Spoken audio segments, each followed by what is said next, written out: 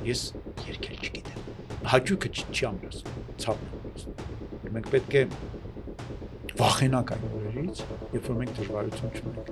Ձեզ կարելի է կիրակի օրերին տեսնել եկեղեցու հոգևոր սպասավորության մեջ։ Այդ ինչ եք գտել այնտեղ, որ քնել հանգստանալուց լավ է։ Խելացի մարդիկ արթուն են։ Բոլորը։ AI-ի սարքածը ոչ ոք չի արժևորում, իսկ Մոնալիզային մարդիկ շարունակում են պաշտել։ Ինչ կասեք Կոմիտասի խելագարության մասին։ Հոգեբուժությունը շատ պրիմիտիվ է։ Լերմոնտովը հավանաբար աուտիստ է։ Գիտնականներն այնքան շատ տարօրինակ բաներ են ասում, որ հասարակության ընդհանրապես չեն հասկանում։ Այս մարդկանց ամբողջ իրականությունը, այդ ստվերների իրականությունն է։ Այո։ Ինչ եք ուզում օդում գտնել։ Այդ մտքի անդունների մեջ նետվելը ահավոր հետաքրքիր է։ Բանական վիճակից բնազդային վիճակի ենք գալիս, այսինքն։ Ես եւ իմ ընկեր Դավիթը, Յան Դավիթը երկուսով բառ ենք բացել։ Մի հավատացեք մարդկանց, ով ասում է, որ դուք մի բան չեք կարող անել։ Քիչ դեպք պատմեմ, չգիտեք, ձեր միջոցով է դա եղել։ Եթե դուք ուզում եք լինել հիրավի ազատ մարդ, ով միշտ կանի այն ինչ որ ուզում է, այն ինչ որ իր համար կարևոր է, պետք է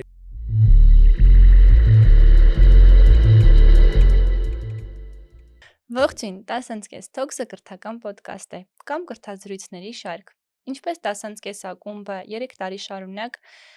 մեկ ֆիզիկական հարթակում միավորել է 130-ից ավել մարդկանց գիտելիքն ու փորձը, այնպես էլ 10:30 Talks կրթական ոդկասթը թվային հարթակում միավորում է այդ նույն մարդկանց գիտելիքն ու փորձը։ Մեզ կարող եք աջակցել երկու տարբերակով՝ անվճար եւ վճարովի։ Անվճար տարբերակով աջակցելու համար ընդհանրապես պետք է բաժանորդագրվել մեր YouTube-յան ալիքին, սեղմել զանգակի կոճակը եւ հավանել մեր տեսանյութերը։ Դա իսկապես ազդում է ալգորիթմի տարածման վրա։ Իսկ ովքեր կուզեն մեզ հետ այս ճանապարհն անցնել ֆինանսական աջակցությամբ, ապա կարող եք միանալ ամսական բաժանորդագրությամբ Re-Armenia հարթակի մեր նախագծին։ Ի դեպ, բոլոր այն մարդիկ, ովքեր կմիանան ամսական բաժանորդագրությամբ, կստանան ամսական հաճելի անակնկալներ մեր ոդկասթի որոշ էպիզոդներից։ Շնորհակալություն։ Հայոմ ջան, ողջույն։ բարև ձեզ։ Ինչ եք անում սովորաբար առավոտյան 10:30-ին եւ որտեղ եք լինում։ Սկսենք այս հարցով։ Որտեղ ասես լինում եմ, միշտ արթուն եմ այդ պահին, արդեն սուրճ խմած, մազերս սանրած, ատամներս մաքրած ու ինչ որ գործի մեջ։ Ես չեմ պատկերացնում առավոտյան 10:30-ին դեռ ոչինչ չանեմ։ Առավոտը ինձ համար աշխատանքի առումով ամենաարդյունավետ ժամանակն է։ Ես միշտ ուզում եմ առավոտյան մի բան հասցրած լինեմ անել։ Իսկ երեկոյան 10:30-ին։ Երեկոյան 10:30-ին դա այն օրվա վերջն է, որը ինչպես են վերջին փշրանքը համեղ ուտելիքի, որ մայրիկդ է սարքել, ուզում ես անպայման դա երկու տաս ու միշտ ափսոսում ես, որ օրը անցավ։ Երեկոյան 10:30-ը ինչ որ առումով հիշեցում է, որ օրը մոտենում է ավարտին, քիչ է մնացել ժամանակ, եւ պիտի արդեն ամփոփես ու հասկանաս, արդյոք օրը լավն էր քեզ համար թե ոչ։ Դուք քանի որ կրթության փորձագետ եք ու երկար տարիներ կրթական ոլորտում եք, եկեք խոսենք մի փոքր կրթության մասին։ Ինչ է առհասարակ կրթությունը եւ այսօր ինչպես ենք մենք կրթվում։ Կրթությունը դա մարդ լինելու պարտադիր բաղադրիչն է։ Դա այն ամենն է, ինչը ավելանում է մեր կենսաբանական տեսակին, որպեսզի մենք դառնանք մարդ։ Եվ կրթությունը դա մի բան է, որը այնպես թե այնպես կլինի, ամեն մարդ, երբ ծնվում է, սկսում է կրթվել հենց առաջին վայրկյաններից, դեռ մանուկը, եւ շարունակում իր կրթությունը ամբողջ կյանքում ուզի թե չուզի։ Ուղղակի գիտակցված կրթությունը կամ ծնողների կողմից գիտակից մոտեցում է երեխայի կրթության, բարձրացնում է դրա արդյունավետությունը եւ մարդուն ավելի մարդ են դարձնում։ Մենք այնքանով ենք մարդ, որքանով կրթված ենք, եւ այնքանով ենք կենդանի, որքանով կրթված չենք։ Այսինքն մենք ծնված օրվանից ենք սկսում կրթվել։ Իհարկե։ Ինչպես։ Երեխան ուսումնասիրում է աշխարհը եւ փորձում է գործողություններ կատարել եւ տեսնել դրանց արդյունքը, դրանց հետևանքը։ Նա հետաքրքրասեր է եւ ամեն բան իր համար ինչ որ ազդակ է։ նա փորձում է հասկանալ ինչն է իրեն ցավեցնում, ինչն է իրեն հաճույք պատճառում, ինչի հետևից արժի հաստատ գնալ, ինչից արժի խուսափել։ Եվ դե սկզբից իհարկե բնականաբար դա հիմնականում բնազդային է, երեխան դեռ գիտակցություն չունի, որպեսզի անգամ հասկանա թե ինչ է իր հետ կատարվում, բայց գնալով երեխան հասունանում է եւ ինչ որ պայծ սկսած իր կրթությունը դառնում է արդեն իր համար գիտակցված գործընթաց։ Այն սովորաբար խաղային է իր բնույթով, բայց երեխան շատ լավ գիտակցում է, որ մի բան է սովորում։ Նա արդեն ունի հետադարձ կապը, նա ոչ միայն ուղակի բնազդի ուժով, ինչպես կենդանիները սովորում է, կենդանիներն են այդպես սովորում, բայց արդեն իր մոտ միանում է կապը իր նախկինի գործողությունների եւ ձեռք բերած հմտության միջև։ Եվ երեխան սկսում է գիտակցված, ուղղորդված հմտություններ ձեռք բերել, փորձում է անդադ նույն բանը 100 անգամ անել, մինչև իր մոտ ստացվի, նա արդեն գիտի, որ պիտի անի, մինչև ստացվի։ Դա արդեն գիտի 3 տարեկան երեխան, դա անգամ 2 տարեկան երեխան շատ հաճախ արդեն սկսում է գիտակցել։ 10 անգամ կփորձի գտալը տարբեր ձեռով վերցնել, շուռ տալով ափսեն, բան եւ այլն, բայց մինչև սովորի, որտեղ նպատակ է դրել։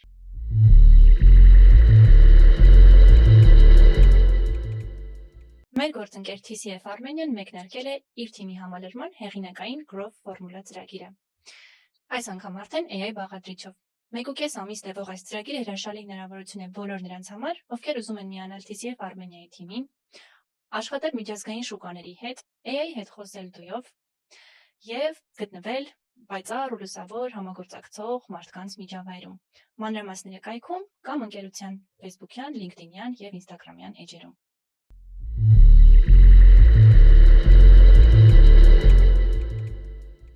Որ ասեցիք դա, հիշեցի Պլատոնի քարանձավի տեսությունը,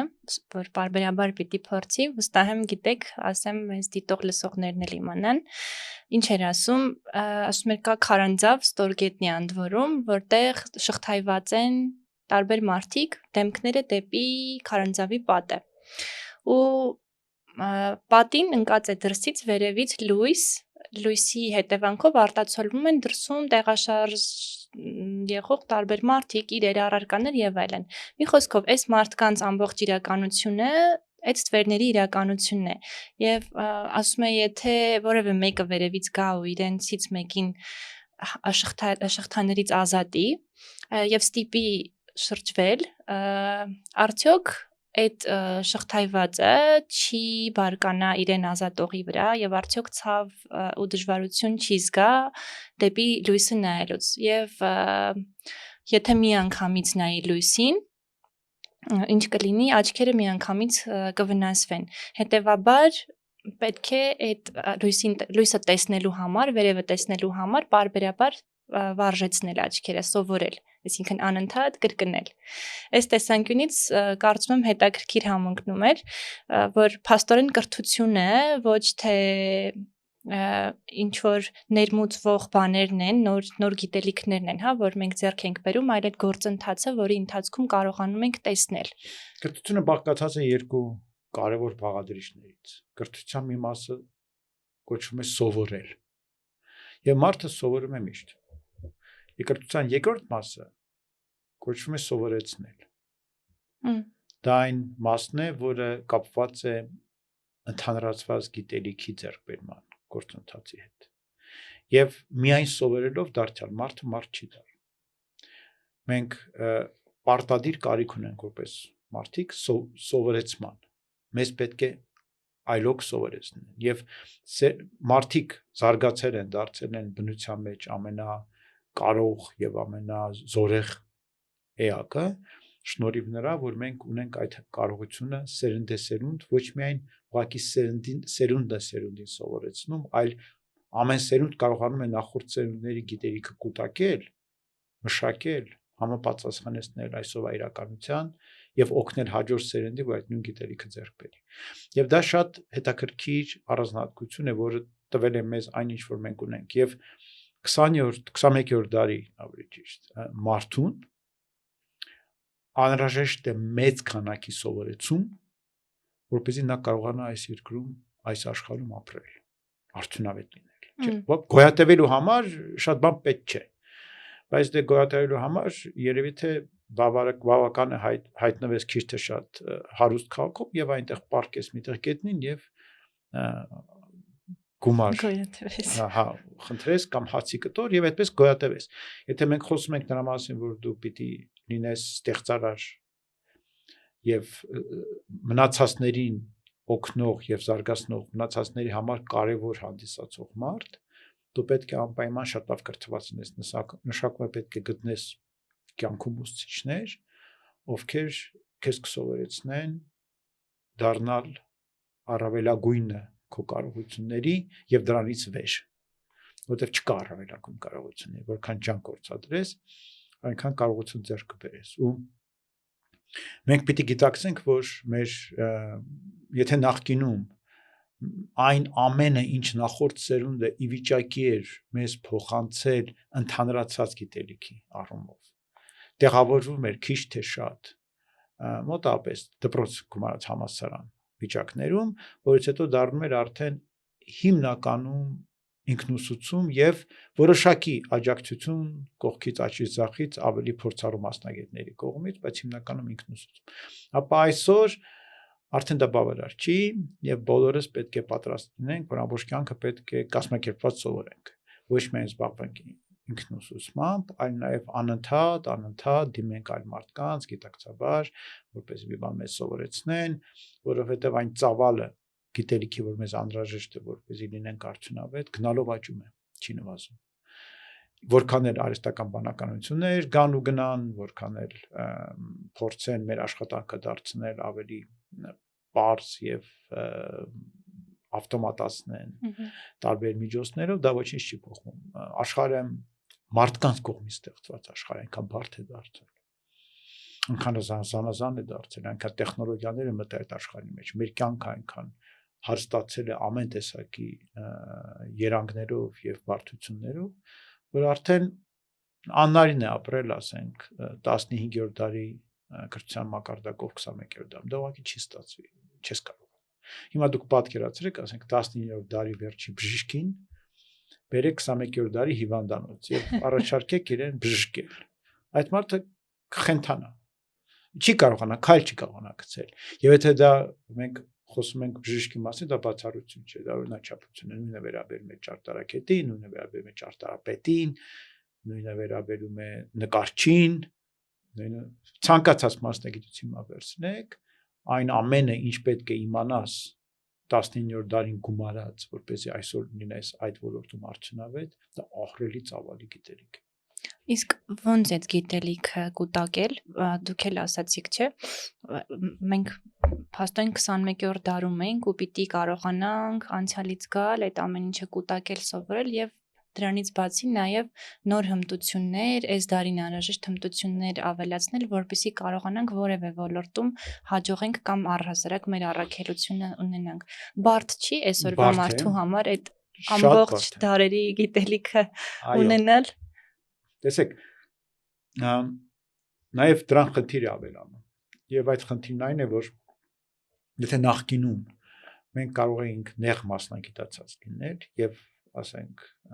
մեր ծնողները եւ մեր ծնողների ծնողները երևի կարողացել են ապրել ամբողջ կյանք եւ մի մասնագիտություն ունենալ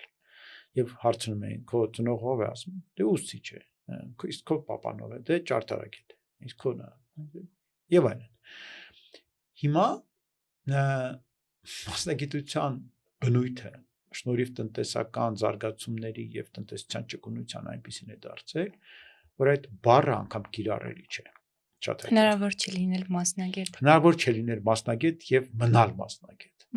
Ամեն ինչը քո շրջապատում փոխվում է եւ փոփոխվում։ Ասենք, անգամ եթե վերցնենք բավականին ծառայության նման մասնագիտություն, այդ լինելով ծառայություն ամեն դեպքում ենթադրում են որոշակի նվիրվածություն եւ կայունություն, օրինակ բժշկություն, օրինակ ռազմական մասնագիտություններ, չէ՞, որտեղ ավելի քիչ հեղեղուն է վիճակը, քիչ ավելի կայուն է, պահպանողական իրենց մասնագիտական ուղղությունների եւ այդ ուղղությունների նպատակների առումով։ Միևնույն է, անգամ այնտեղ անունը մասնագիտության կարող է չփոխվել, բայց բնույթը անընդհատ փոխվում է, ասենք 21-րդ դարի թերապևտը եւ 20-րդ դարի թերապևտը տարբեր մարդիկ են, տարբեր մասնագիտական հմտություններ եւ տարբեր խնդիրներ են լուծում։ Եվ տարբեր խնդիրներ են լուծում։ Էլ չեմ ասում այն գիտության առաջնագծում գտնվող բժշկական ենթամասնագիտությունները, ասենք, վիրահատությունների այսօրական մակարդակը եւ ասենք 1950-ականների մակարդակը ուղղակի անհամադրելի են իրենց բարդությամբ եւ ծանոթանությամբ եւ իմացական պահանջներով դեպի այդ բժիշկը, որ պետք է կարողանա դա անել։ Շատ ավելի ռիսկային, շատ ավելի բարդ բաներ են հիմա արվում։ Եվ շատ ոլորտներում նոր տեխնոլոգիաներ են մտնում ամեն օր։ Բայց դա անգամ եթե մենք խոսում ենք այն ոլորտների մասին, որտեղ գոնե այսպես դրան վրա գրած, ասենք, բժշկի մասնագիտությունը կամ մասնագիտական ուղղությունը այնպես չի որ շատ արագ է փոխվում, հա, պեդիատրը մնում է պեդիատր, ես ակնաբուժը մնում է ակնաբուժ։ Բայց մնացած ոլորտներում իրավիճակը շատ ավելի դինամիկ է։ Ես իմ կյանքում փոխել եմ 15 առնվազն մասնագիտություն։ Ու ես դեռ Առաջին մասնագիտությունը որն էր։ Առաջին մասնագիտությունը դա բարմեն էր։ Ես եւ իմ ընկեր Դավիթը, Յան Դավիթը երկուսով բար ենք բացել։ Դավիթյանը։ Այո։ Դավիթյանը։ Այո։ Մեր հանրակացան եւ գումար էինք վաստակում դրա շնորհիվ եւ բավականին ճանաչված էինք որպես լավ բարմեններ։ Մեր բարը բավականին անուն էր հանում։ Այդ այնքան լավ բան ասեցիք, այսինքն անկախ նրանից ինչով եք զբաղվել, միևնույնն է դա արել եք լավ։ Այո, Եթե ես բարմեն թքել եք, եմ։ լավ Ես հետո բարմեն եք։ եղել եմ կոնսուլտանտ համակարգչային տեխնոլոգիաների մեր համալսարանի երկու տարբեր մասնագետների համար։ Մշակել եմ որոշակի տեխնոլոգիաներ մեր լաբերից մեկի համար համակարգչային։ Հետո դարձել եմ հրատարակիչ։ Հրատարակել եմ թերթ որոշ ժամանակ, ընդամենը մի քանի ամիս երևի։ Հետո եղել եմ ծրագրավորող, հետո եղել եմ ինտերֆեյս դիզայներ։ Այդ կապերը ոնց են ձևավորվել։ Գրքերի, տեխնիկական գրքերի հեղինակ։ Հետո եղել եմ վաճառքների մասնագետ եւ զբաղվել եմ վաճառքներով, տեխնոլոգիական ապրանքների։ Հետո եղել եմ IT տնօրեն ընկերության, եղել եմ զուգահեռ դրան կորպորատիվ կոմունիկացիաների տնօրեն։ Եվ այսպես կարելի է շարունակել։ Հետո եկել դարձել եմ տնօրեն դպրոցի, զուգահեռ դարձել եմ ուսուցիչ, զուգահեռ դարձել եմ հաղորդավար եւ այլ ինչ որ բաներով եմ զբաղվում։ Հիմա նայ մեծահասակների համար դասընթացներ եմ կազմակերպում, համալսարանական դասախոս եմ եւ այլ քայլ բաներով եմ զբաղվում, որ չեմ ուզում բոլորը հիշեմ, որովհետեւ շատ երկացան կլինի մարդիկ կհոգնեն։ Ինչ եմ սա ասում, որ հենց որ դու դառնում ես պահանջված մարդ, իսկ ինչ է պահանջված մարդ։ Մարդ, ով կստանձնի եւ լավ կանի։ Քեզանից սկսում են խնդրել բաներ, որոնք այլոք չեն կարողանում անել։ Ես այդ պատճառով ես Երևան եկել 91 թվականին, իսկ 93-ի 92-ի վերջին 93-ի սկզբում իմ ընկերը Յան Դավիթը ինձ խնդրեց գալ Մոսկվա, որովհետև չէր կարողանում գտնել մարդ, ում կարողանար վստահել աշխատանքի մի հատված։ Եվ գիտեր, որ ես դա կարող եմ անել։ Ինձ հրավիրեց։ Ապի ընկերության մասներ խոսքը։ Այո։ Ես դրա պատճառով գնացի Մոսկվա մի ամսով։ Հետո այդ մի ամիսը դարձավ 2 ամիս, հետո կես տարի, հետո մի տարի, հետո 10, մոտավորապես 6 թե 17 տարի։ Ավել, համարյա 20։ Հետո նոր արդեն ես նորից վերադարձա Հայաստան եւ զբաղվեցի դեռ այլ բանով։ Ու ինչ եմ ես ասում, որովհետեւ նույն Դավիթ, ես երբեք չեմ անցել աշխատանքի ընդունվության հարցազրույց։ Ես էլ մի անգամ եմ ձևի համար ինձ հետաքրքիր որովհետեւ մի ընկերություն, մեր ընկերությունից մարդկանց էր տանում հետհանրան։ Ու ինձ հետաքրքիր էր ինչ են իրենք անում, ինչ են առաջարկում բան, ինձ էլ դիմեցին, ես գնացի, որ մատ հասկանամ, հետո արդեն ընթացքում իրենք հասկացան, որ սխալ մարդ են կան, չէ։ Ես վերադարձա իդ, բայց այդ մի դեպքներ ես ուղղակի հետախուզական նպատակներով գնացի, ինձ հետաքրքիր էր նայել, թե դա ինչպես է լինում այն կողմում նստած լինել։ Այս կողմում ես լիքն էի նստել, էլի բազմաթիվ մարդկանց աշխատանքի վերցրել էի, բայց հակառակ կողմ երբեք չի եղել ինձ հետաքրքիր։ Բացի դրանից դեպք չի եղել։ Ու իրականում այդ միջոցով ես երբեք աշխատանքի չէի գնա։ Ինչու, որովհետև ես միշտ սպասել եմ, որ ինձ առաջարկեն։ Որովհետև ես համարել եմ, որ եթե մարդիկ համարեն, որ ես կարող եմ դա անել, ինձ կառաջարկեն։ Ու այդպես էլ միշտ եղել է։ Ու եթե դուք ուզում եք լինել հիրավի ազատ մարդ, ով միշտ կանի այն ինչ որ ուզում է, այն ինչ որ իր համար կարևոր է, պետք է պատրաստ լինել անդադ սովորել։ Պետք է պատրաստ լինել ստանձնել աշխատանք, որ դու երեք չեր պատկերացնում կարող ես անել։ Եվ սովորել անել, եւ լավ անել։ Եվ հետաքրքիրն ինչն է, որքան բան ես դու սովորել կյանքում, այնքան ավելի հեշտ է ու այնքան ավելի իրատեսական է սովորել նոր բանը եւ այդ նոր բանը էլի լավ անել որտեղ այդ կուտակված ձեր ուղեղի փորձառությունը կուտակված ենթագիտակցական ինտուիցիան որ դուք ունեք դες շատ է օգնում բացի դրանից շատ է օգնում սովորելու փորձը մկանը մարզելու նման մի բան է ուղեղը որ քան քաշը ավելացնում ես այնքան հաջորդ մեծ քաշն ավելի հեշտ այո այնպես չի որ մի ոլորտի գիտելիքը շատ հեշտ կարելի է կիրառել այլ ոլորտում գիտելիքը այդ տեսակը հենց բուն գիտելիքը այնպես չի որ շատ հեշտ է ոլորտից ոլորտ փոխանցում որոշակի հմտություններն էլ այնպես չի օրինակ եթե դու շատ լավ շախմատիստ ես չի նշանակում դուք դառնաս լավ մաթեմատիկոս չնայած այնտեղ այնտեղ է տրամաբանություն է դա շատ տարբեր տեսակի տրամաբանություններ միևնույն է դու պետք է ոնց որ զրոյից սովորես լինել մաթեմատիկոս անգամ եթե դու շատ լավ շախմատիստ ես բայց որոշակի հմտությունները շախմատից կարող է քեզ օգնել բայց մի հմտություն հաստատ կօգնի սովորելու հմտությունը որտեղ դա բացարձակ հմտություն է դա մի բան է որը քեզ հնարավորություն տալիս ամեն բան սովորել ու բացի դրանից իհարկե վերին մակարդակի հմտությունները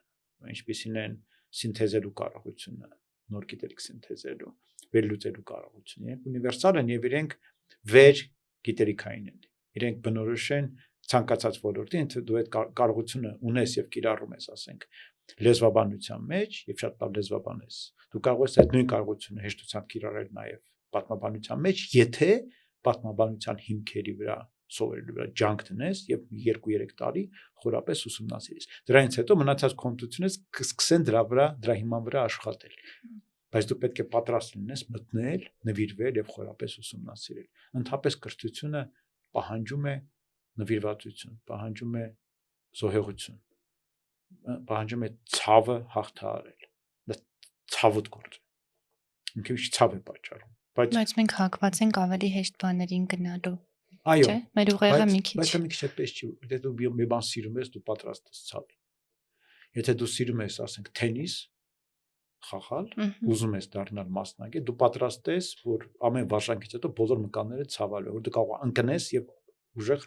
այսինքն կարևոր է նաեւ այդ process-ում սիրել անպայման ինչպես եւ մարդկանց բարակայում եթե դու ուզում ես մարդուն սիրել պետք է պատրաստ լինես ցավի որտեղ սերը ցավեցնում է ամեն տեսակի սեր ցավեցնում է բայց սիրո ներքո ցավը չի տանջում դա ուղղակի ցավ է որ դու հաղթահարում ես եւ այն քեզ մի բան քո մեջ մի բան ամրացնում է մենք ամրանում ենք ցավով հաճույքը չի ամրացնում ցավն է ամրացնում հետաքրքիր բան եք ասում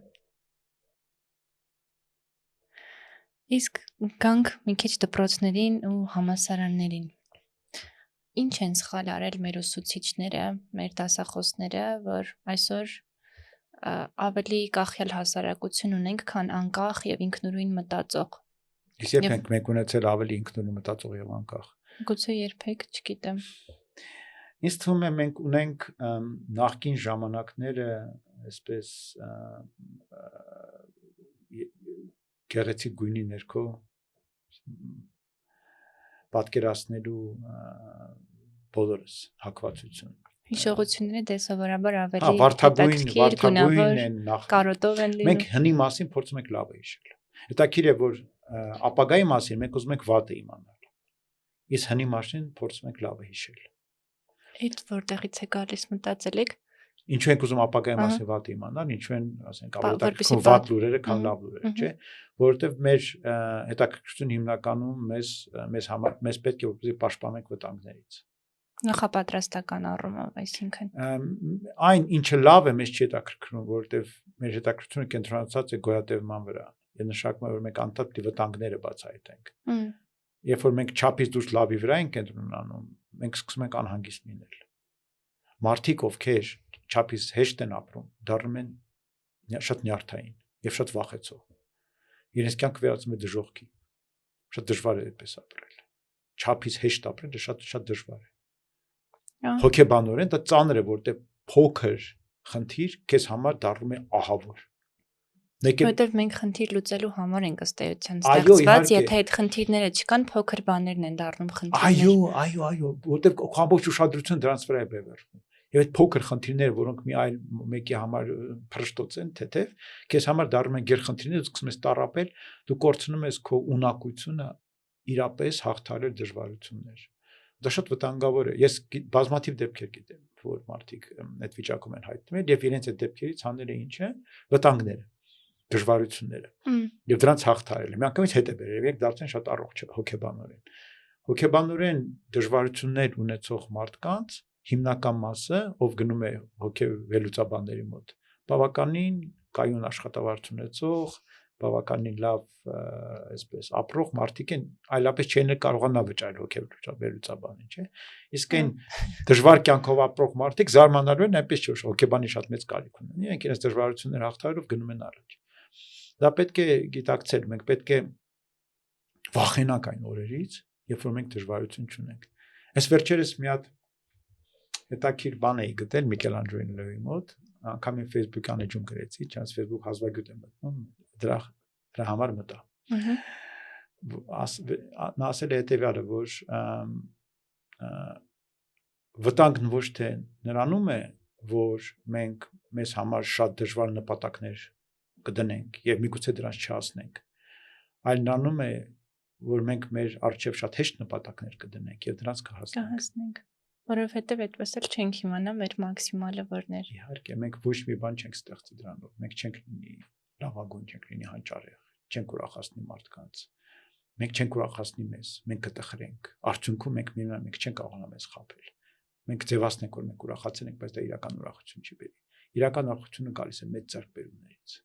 որոնք դժվար են տրվում, որքան որ դժվար է քեզ մի բան տրվում, այնքան ավելի երկարատև է ուրախությունը, այդ պատճառով ապուշ երաշխություն լսելու դու կարող թփրտաս 5 րոպե հետո մոռանաս այդ հաճույքի մասին։ Իսկ ասենք գնում ես դասական երաշխության համերգին, Ստրավինսկի ես լսում, հա դժվար է, մի քիչ կարող տանջում է քեզ այդ երաշխությունը, բայց դու ես գալի եւ ամբողջ հաջորդ օրը եւ մի շաբաթ հետո էլ քո մեջ կա այդ երանության վիճակը, որ դու լսեցիր այդ երաշխությունը։ Ու գնալով բացվում է։ Այո, որտեղ դժվար հաճույքները ամենաբարձր հաճույքներն են։ Ու նորից կարես ենք ցավին։ Ցավն ու հաճույքը շատ փոխկապակցված են մարդու կյանքում։ Եթե դու պատրաստ ես ցավ ապրել, դու երբեք իրական հաճույք չես գա։ Այսինքն քարանձավից դուրս գալու այդ միակ ելքը աչքերը վնասելով, բայց հետո արեգակը տեսնելու մասին է։ Այո, իմանալու որ դա է դեռ քարանձավ է, կա եւս մի այլ արեգակ, որ քեզ էլ սպասում է։ Այդ շատ հետաքրքիր բան ասեցիք։ Դժվար տրվող բարդ բաները, որ դժվար են տրվում։ Մի հետաքրքիր դեպք պատմեմ, չգիտեք, ձեր միջոցով է դա եղել։ Ուրեմն որոշել էի նարեկացի կարդալ, անընդհատ տանում բերում էի, վերցնում էի, փակում, հասկանում էի, որ դեռ ժամանակը չի։ Մի օր էլ այդպես որոշեցի կարդամ։ Էլի չստացվեց, դրեցի մի կողմ ու Պլատոնի հատորներից մեկն էի կարդում։ Շարունակեցի ու զգացի, որ արդեն հոգնած եմ, էլ ի վիճակի չեմ, նոր զրույց էր սկսում այնտեղ իրա երկխոսում են, չէ, երկու փիլիսոփաներ, ու սկսում էին խոսել ինչ է բարիքը։ Այդ նախադասության վրա գիրքը փակեցի, դրեցի մի կողմ, հասկացա, որ հետո կուզեմ կարդալ։ Ու մտա YouTube, բերեց ինքնություն եւ արժեքներ հաղորդումը, բարիք վերնագրով, ծիծաղեցի։ Ասեցի լավ, սեղմեցի վրան ու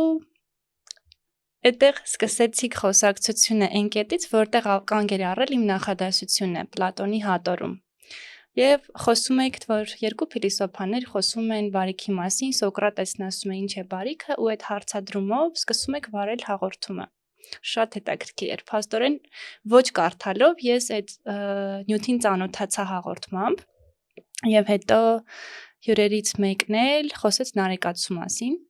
եւ իր խոսքի միջոցով վերադարձա նույն օրը նարեկին։ Հաղորդման ավարտից հետո բացեցի նարեկը ու սկսեցի կարդալ։ Շատ հետաքրքիր պտույտ եղավ։ Նարեկին կարող է դժվար լինի կարդալ, բայց այլ միջոց կա իրեն, նաև իր հետ ծանոթանալու, Վեմ ռադիոյի կայքում կան Տեր-Մեսրոպի կողմից, Տեր-Մեսրոպ Քանարյանի կողմից ձայնագրված իր թարգմանությունն է նարեկացու, որը շատ լավ թարգմանություն է, գիտական լուրջ տարիների աշխատանք է, որը շատ ճշգրիտ է, նա կարողացել է նաև ճիշտ մեկնաբանությունով թարգմանել արևելահայերենի գրաբարից եւ դրանք բոլորը կայքում դրված են, կարելի է բացել եւ փոխային ընթերցես ուղղակի լսել Ես օրինակ ասեմ, որ Նարեկացուց հիմնականում լսել եմ իր միջոցով, նույն վեբ ռադիոն լսելով կամ հենց կայքից։ Դա զարմանալիորեն ավելի հեշտ է։ Ես իդեպ հիշեցի, որ բարձրաձայն էի կարդում, որ հասկանայի։ Այո, դա աղոթք է։ Իսկ աղոթքը պիտի ասես։ Հա։ Ու դա հետաքրքիր բան է, ինքը դա այդ տեսակետից շատ եզակի ու երբ որ այդ աղոթքը ասում է մարդով, այդ աղոթքը հասկացել է եւ քեզ քո համար ընթերցում է, դեռ այլ կերպ ես ընկալում։ Օրինակ հետաքրքիր բան կա։ Պատարագի ժամանակ կա մի հատված ընթերցանության Աստվածաշնչից, որը երկեցողությամբ է արվում եւ դա միշտ գրափառով է արվում սարկավագի կողմից, խորանից եւ դա միշտ ուրեմն դժվար է ընկալվում մարդկանց կողմից սովորաբար, որտեղ գրափառ է, երկեցողությամբ է եւ այլն։ Բայց դա քիչ բան կա։ Երբ որ սարկավագը հասկանում է ինչ է կարդում, երբ որ լավ գիտի գրաբար եւ տիրապետում է այն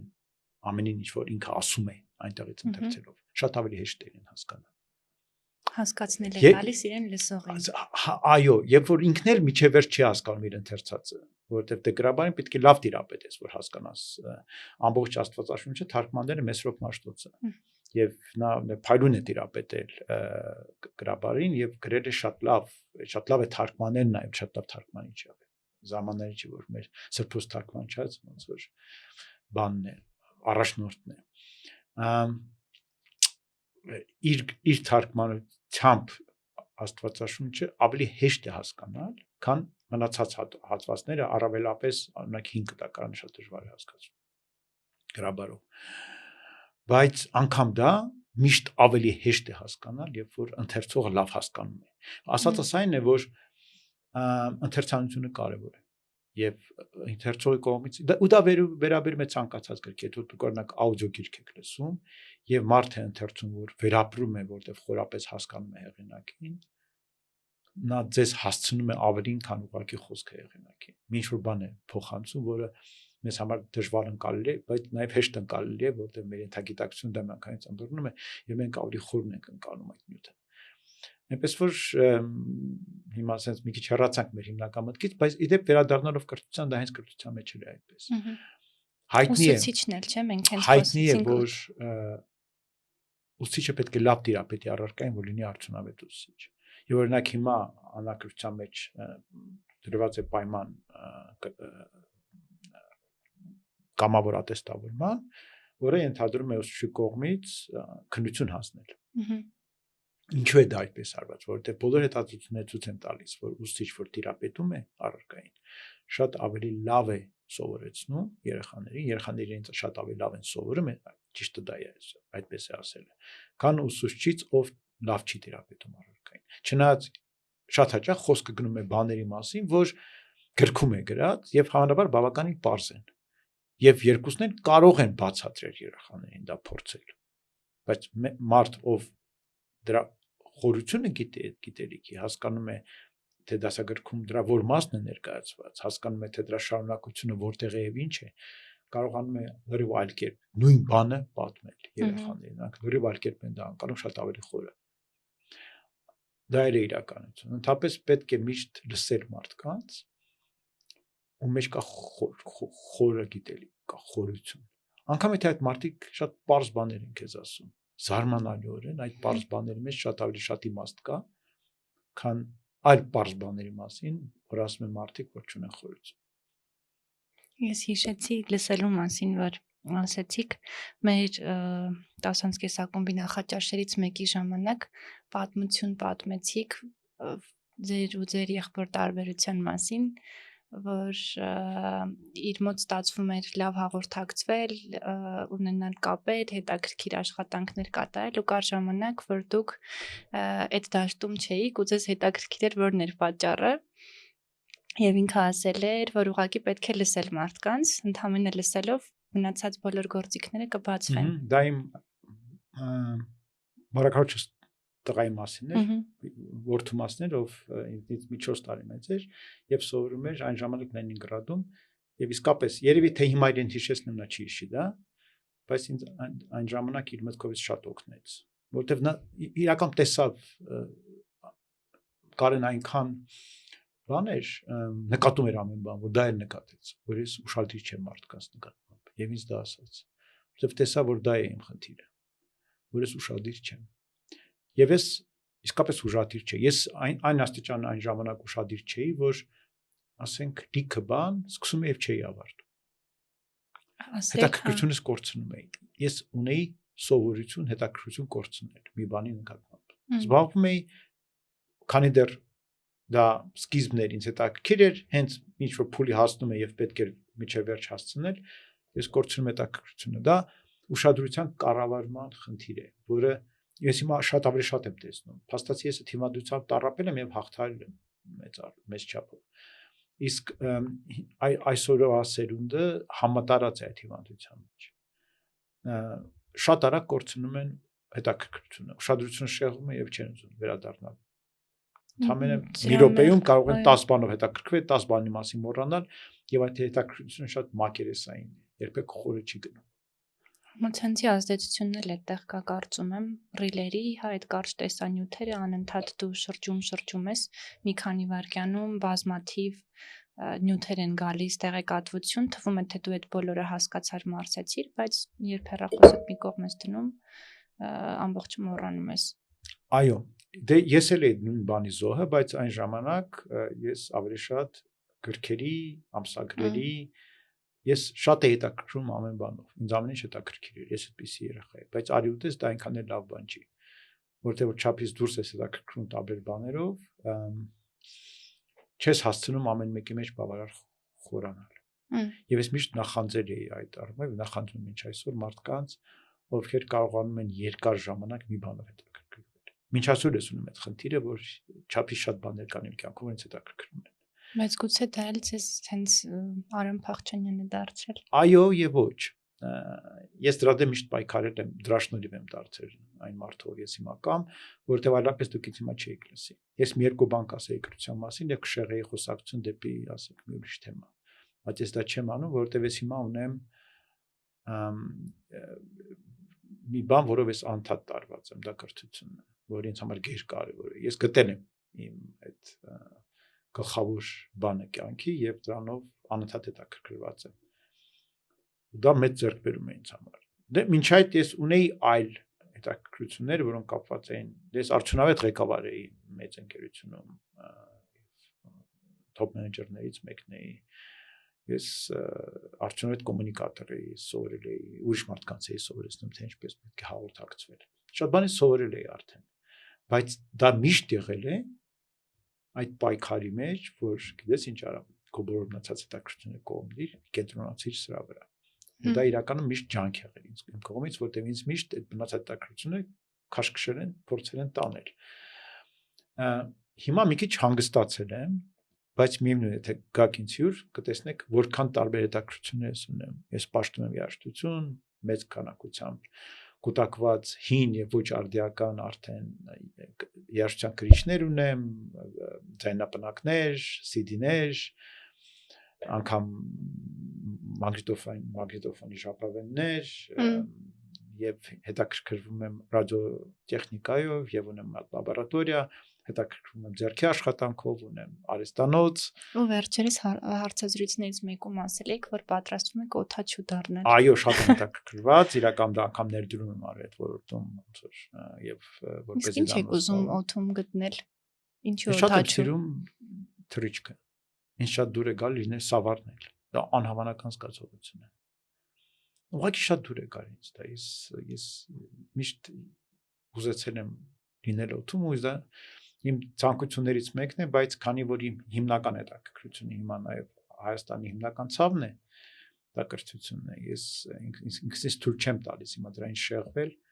եւ զբաղվել այլ հետաքրքրություններով։ Եվ մտածում եմ, որ մի օր միգուցե մենք այնքան լավ կրթություն կունենանք ու ես դեռ կլինեմ բավարար երիտասարդ, որպեսզի գլուխս թեթևացնեմ կրթությունից եւ գնամ ստանամ օդաչուի բան, փաստաթուղթ եւ կարողանամ ինքնուրույն նստել օդանավ եւ թռնել։ Շատ լավ ցանկություն է։ Հուսով եմ կստացվի ու կգտնեք այդ ժամանակը։ Հուսանք կգտնեմ։ Մի փոքր եկեք նաև խոսենք գեղեցիկի մասին։ Այսօր ուզում եմ մի քիչ նաև փիլիսոփայենք բառից բուն իմաստով, քանի որ փիլիսոփայությունն էլ չէ մեզանում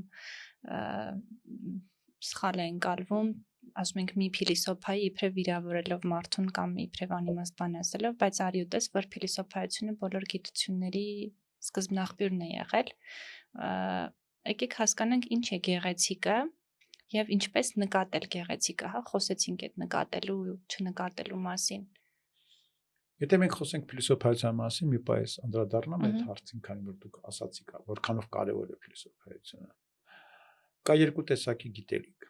Մեկը կոչվում է էմպիրիկ գիտելիք։ Դա այն է, ինչ մենք ստանում ենք փորձառության շնորհիվ։ Դա մեր կապն է իրականության հետ։ Այդ գիտելիքը մենք ձեռք ենք բերում, քանի որ կա իրականություն, եւ մենք այդ իրականությունը ուսումնասիրելով, փորձերի միջոցով դուրս ենք բերում որոշակի օրինաչափություններ, որոնք մեզ համար կարևոր են։ Եվ կա ապրիորի գիտելիք։ Գիտելիք, որ մենք կարող ենք ձեռք բերել ընդհանրապես մտածելով։ Եվ եթե էմպիրիկ գիտելիքը դա շատ կարևոր է եւ մենք դրա շնորհիվ է որ ստեղծել ենք մեր կյանքը եւ այլն, կյանքի խորը ընկալման տեսակետից այն համարյա իմաստ չունի։ Կյանքի նպատակներ սահմանելու տեսակետից այն համարյա իմաստ չունի։ Շատ առումներով այն մեզ համար իմաստ չունի, եթե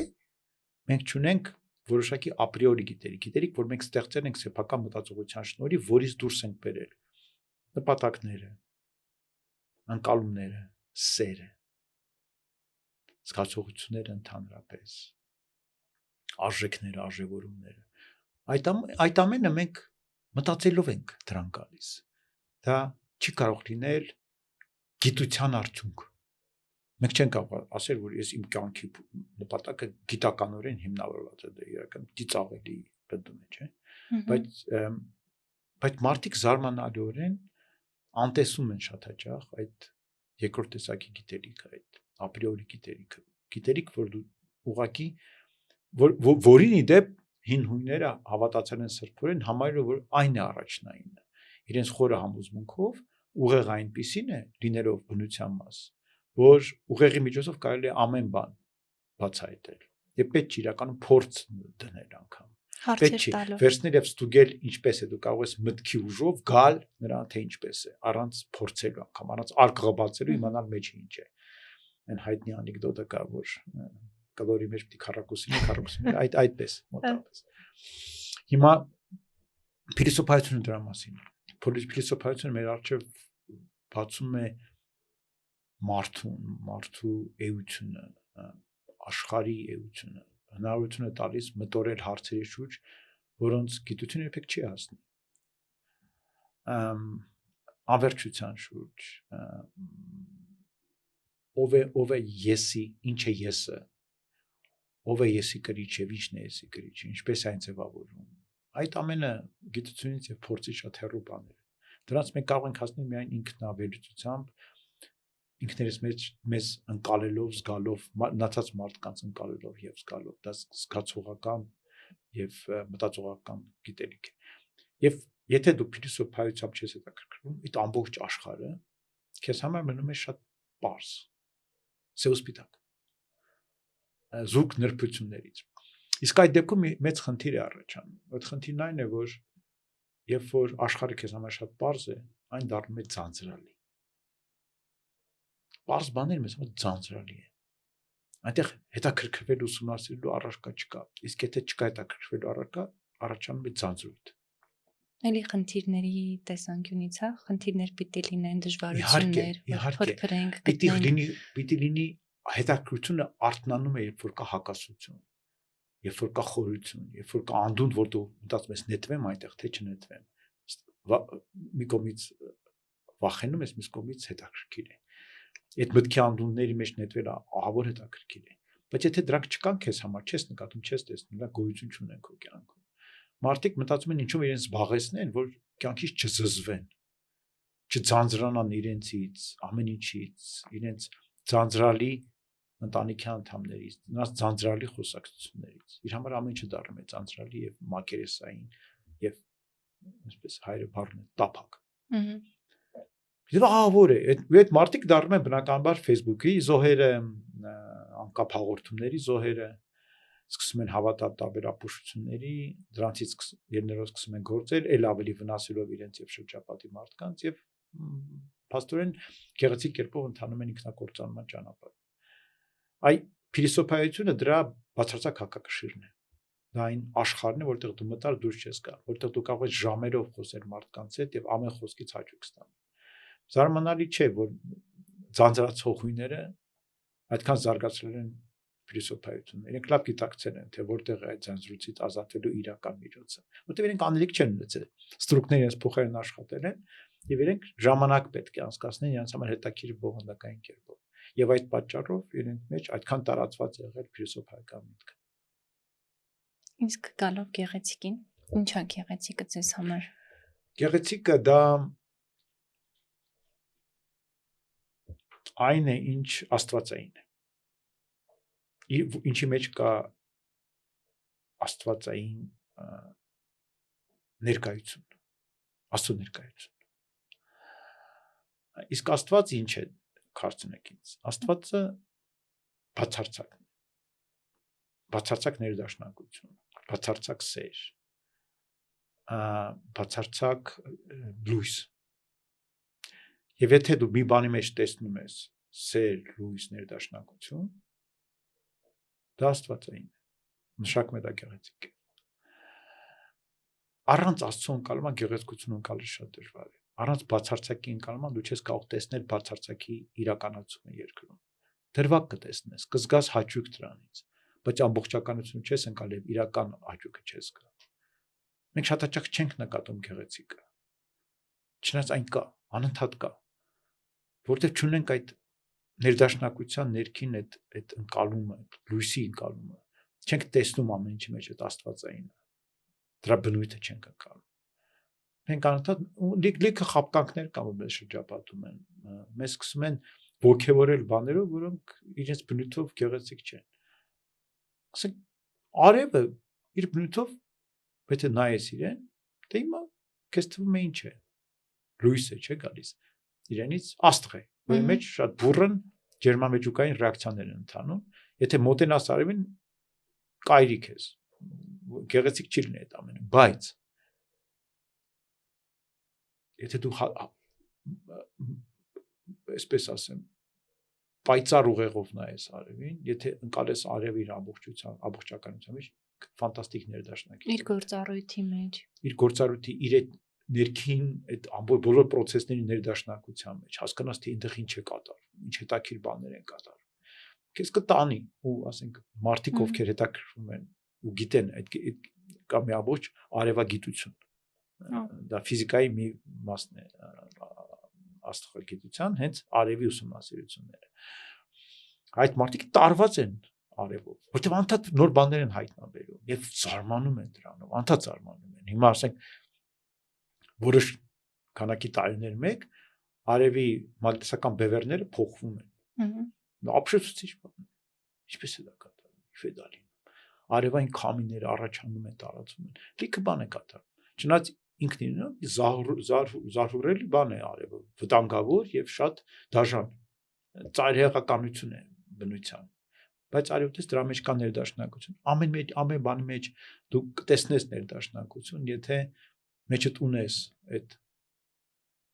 ներդաշնակությունը ընկալելու կարողությունը, այդ աստվածային ընկալելու կարողությունը։ Եվ դրա համար պարտադիր չլինես հավատացյալ։ Ես հիմա չեմ ասում գնացեք բոլորդ հավատացեք Աստծուն։ Դա մի այլ ճանապարհ է։ Ես ուրիշ բանի մասն եմ ասում։ Ես խոսում եմ նրա մասին, որ եթե դու մարդու մեջ դրված է հավատալու կարողությունը, այդ աստվածայինը տեսնելու կարողությունը, փնտրելու, դա փնտրելու կարիքը, պահանջը։ Եվ դա արդեն ոչ միայն իմ եզրակացությունը, ասենք եթե դուք ընթերցեք Յունգին, որը գիտնական հոգեվելուծաբան է։ Նա հենց դա ասում է, որ մարդու մեջ կա որոշակի իր շերտերի մեջ մտածողության, բացի ենթագիտակցության, կա տրանսցենդենտ ընկալման տարածք, որտեղ անգամ հոգեվելուծաբանը չի կարող մտնել, բայց որը կա։ Եվ այդ տրանսցենդենտ ընկալման պահանջը կա։ Ինչ որ աշխարհից կտրված իրականության, աշխարհի մեջ չպարունակված իրականության ընկալման կարիքը կա։ Մենք մարդիկ այդպեսին ենք, մեր հոգեբանությունն է այդպեսին։ Մարդը եթե անգամ իրեն չտաս Աստված, ինքը կաստված ասում է փայտի կտոր կդնի իր արջև սկսի աղոթել։ Ցեղերին եթե նայենք, ինչ որ մեկը փղի է երկրպագում, ինչ որ փայտի Այո, ծերասը։ եւ դա իր խորքում, այդ գերբնականի ճանաչելու կարիքն է մարդու։ Իրենից բարձր մի որևէ բանի հավատալ։ Իրենից, բնությունից, աշխարհից բարձր մի բանի հավատալու կարիքն է, դա կարիք է։ Մարդկանց մեջ դա դրված է։ Եվ այդ կարիքը, անգամ եթե մարդը չի գիտակցում դա որպես, ասենք, իր համար անհրաժեշտություն եւ չի գնում հավատքի ճանապարհով, կարիքը ոչ միտեղ չի կորում։ Այդ մարդիկ որտեղ լրացվում է մեկ այլ բանով։ Միևնույն է, լսում են գեղեցիկ երաժշտություն, սիրում են նայել գեղեցիկ ծաղիկներին։ Իրենք անընդհատ ձգտում են այդ կարիքը բավարարելու։ Իրենք դրանում փնտրում են ներդաշնակություն, որը պայմանական է, չկա, ինչ է, ընդհանրապես ինչ որ համաչափություն է, չէ՞, բայց ոչ, այդ մարդկանց համար դա կարևոր է։ Հանկարծ եթե դիպչես մարդիկ ասեն, ու ինչ ես անում, մի փչացրու։ Արժեք է։ Իսկ ինչու է դա արժեք, որտեվ կա այդ կարիքը ներքին։ Այլապես ինչու պիտի արժեք։ Ինչու պիտի Մոնալիզան արժեք լիներ։ Մարդու կողմից տարբեր ներկեր են, որոնցով նա կտավը ծածկել է։ Հիմա ինչ տարբերություն։ Նա մի քիչ մարդուն ման հիմա նայեք լուսանկարները AI ինչ նկարներ է սարքում, իդեալական։ Բայց արյունտես AI-ի սարքածը ոչ ոք չի արժևորում, իսկ Մոնալիզային մարդիկ շարունակում են պարտել, որովհետև կա դրա մեջ մի բան։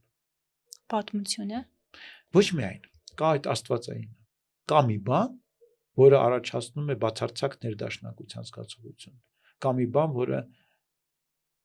մարդը չի ստեղծել, Ռաֆայելը չի ստեղծել։ Կա մի բան Ռաֆայելի միջոցով է ստեղծվել։ Ռաֆայելի միջոցով է։ Դուք բավականին զբաղված եք ու ենթադրում եմ նաև ծանրաբեռնված գրաֆիկ ունեք ու շաբաթ կիրակիներին ենթադրվում է, որ պիտի հանգստանաք, նախընտրեք քնել, բայց ձեզ կարելի է կիրակի օրերին տեսնել եկեղեցում հոգևոր սպասավորության մեջ։ Այդ ինչ եք գտել այնտեղ, որ քնել հանգստանալուց լավ է։ Իհարկե լավ է։ Դե առաջին ես մինը չեմ քնի։ Ինչպես ասացի առավոտյան անգամ շաբաթ կիրակիներին ափսոս է։ Ես ափսոսում եմ ժամանակը քնել վրա ծախսել։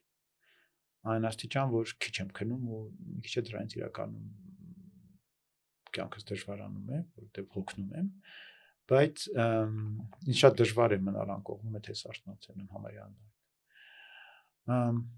Ես սիրում եմ արթնանալ։ Իմ համար կյանքում այնքան կարևոր բաներ կան, շատ, որ շատ դժվար է չարթնանալ։ Բայց եթե վերադառնամ ձեր հարցին, իրականում ես միշտ հավատացել եմ, որ կամ պահեր, երբ որ դու պետք է արձագանքես, երբ քեզ կանչում են։ Ու դա կարևոր է այդ պահերը քո կյանքում։ Դրանցով է պայմանավորվում քո կյանքը։ Ժամանակին, ինչպես պատմեցի, իմ ընկերը Դավիթը ինձ կանչեց Մոսկվա։ Իրականում դա դեռ ոչինչ չէր նշանակում, մի ամսով էր կանչել։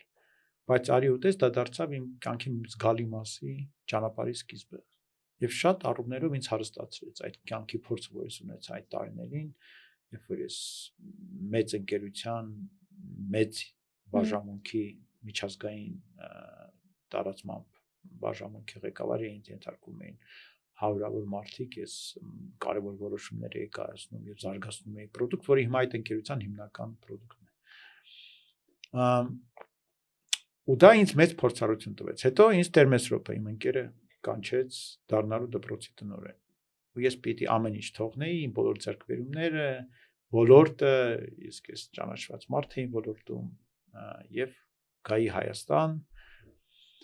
Եվ ես որոշեցի դա անելու, եկա Հայաստան։ Եվ դա իմ էլի այդ կանչին արձագանքելու կարիքն էր։ Այս անգամ էլ ստացվեց այնպես, որ Տեր Բարթևը հոգևոր հովիվ է եկեղեցու արճակեց սուրճ խմել։ Գնացինք իրենց մոտ այնտեղ եկեղեցու կողքը տնակում սուրճ խմելու եւ իմ ընկերներից մեկը որ այնտեղ ներկա էր, ասաց իդեպ ասաց արամ չես պատկերացնի ես որ շապիկ եմ ինձ համար պատվիրել հեսա ճարքալուց պատարակին իսկ ես այդ օրը որ իրար հանդիպեցինք դա ավակ 5 շաբթին էր ես ուրեմն լինելու եմ պատարակին խորանով ասացի ոյ Կարապետ ինչ լավ բան ես մտածի ես միշտ մտածում էի որ ուզում եմ այդ մի բան անեմ մեկ էլ Տեր Բարթևը ասաց ո՞ւս ուզում ես բարի Էդ է նորն էր որ ես ձեզ հանդիպեցի Ես չեմ Որտեվ հիշում։ այդ ժամանակ դուք պայուսակով եկել եք, հաջորդ շաբաթ ես արդեն ձեզ տեսա Կարող է լինել։ խորանում։ Այո, շատ հավանական է։ Մի խոսքով այդպես ստացվեց, որ Տեր Պարթև ասաց՝ դե արի։ Կիրակի օրն էլ Զատիկի պատարագին դու կլինես։ Ու ես այսպես շիվարած մնացի, հիմա ես երկել չգիտեմ։ Ինձ փոքրուց դատապարտել էին, որ դու այն դասողություն չունես, երաշտական դու չես կարող երկել։ Ու ոչ իմ կյանքում իմ շատ երաշտական ընտանիքը, որ բաղկացած է իմ կնոջից, որը 11 տարի երաշտություն է սովորել եւ իրականում իր կյանքի ընտրություններից մեկը բացի ամուսնանալուց այլ ընտրանքը եղել է կոնսերվատորիա ընդունվել է, որից նա հրաժարվեց որպես ինձ հետ ամուսնանա։ Եվ երկու դուստրերս, որոնք երկուսն հրաշալի երգում են, նվագում են մի քանի գործիքների վրա, երաժշտություն են ստեղծում եւ այլն, մենք շատ երաժշտական ընտանիք ունենք։ Միակ մարդը մեր ընտանիքում, ով միայն սիրում է երաժշտություն, բայց չի կարող երբևիցե արտաբերել, դա ես էի, որտեղ ինձ դատապարտել են։ Ու հիմա ինձ ասում են՝ «Ալի պիտի ծառայես», իսկ ծառայության մի կարևոր մասը երգեցողությունն է։ Ես մի խոսքով համաձայնվեցի։ Դե բնականաբար դա իմ կյանքը շատ փոխեց։ Ես հիմա վերև այլ մարդ եմ, որովհետև ցանկացած ծառայություն քեզ փոխում է, ինչպիսին է այն լինի։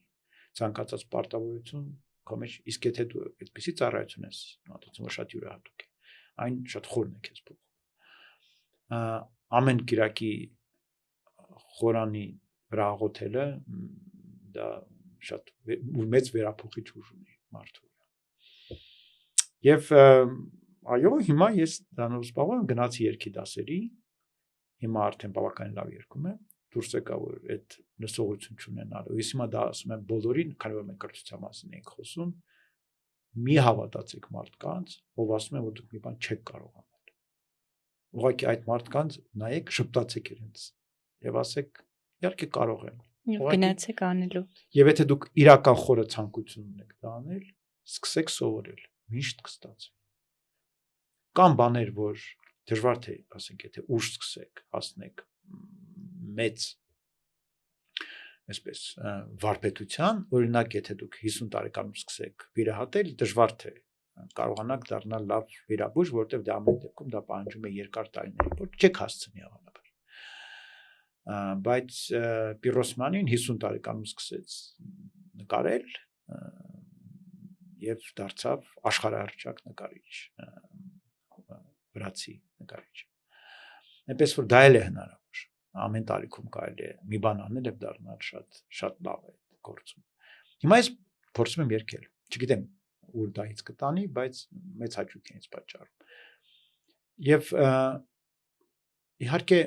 մյուս կողմից, երբ որ դու նման պարտավորություն ես ստանձնում, դա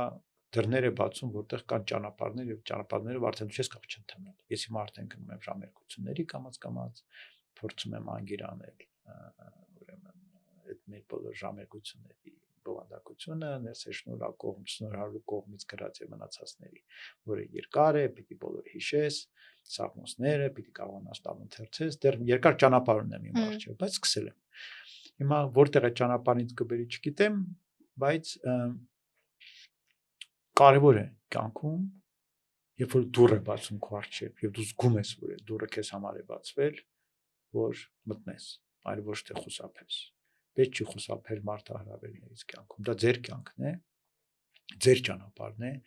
եւ պետք է, եթե կա ներքին մղում ցանկություն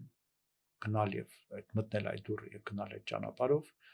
դա ձեր որոշումն է։ Պետք չի աչուձախ նայել, այլ մարդկանց աջակցությունը խնդրել, հարցեր տալ, արդյոք պետք է փորձել, պետք չի փորձել, եթե սիրտը քաշում է, պետք է գնալ։ Իսկ եղել է դեպք, երբ դուք կանչեք, կանչով չգնաք, այլ դուք լինեք կանչողը։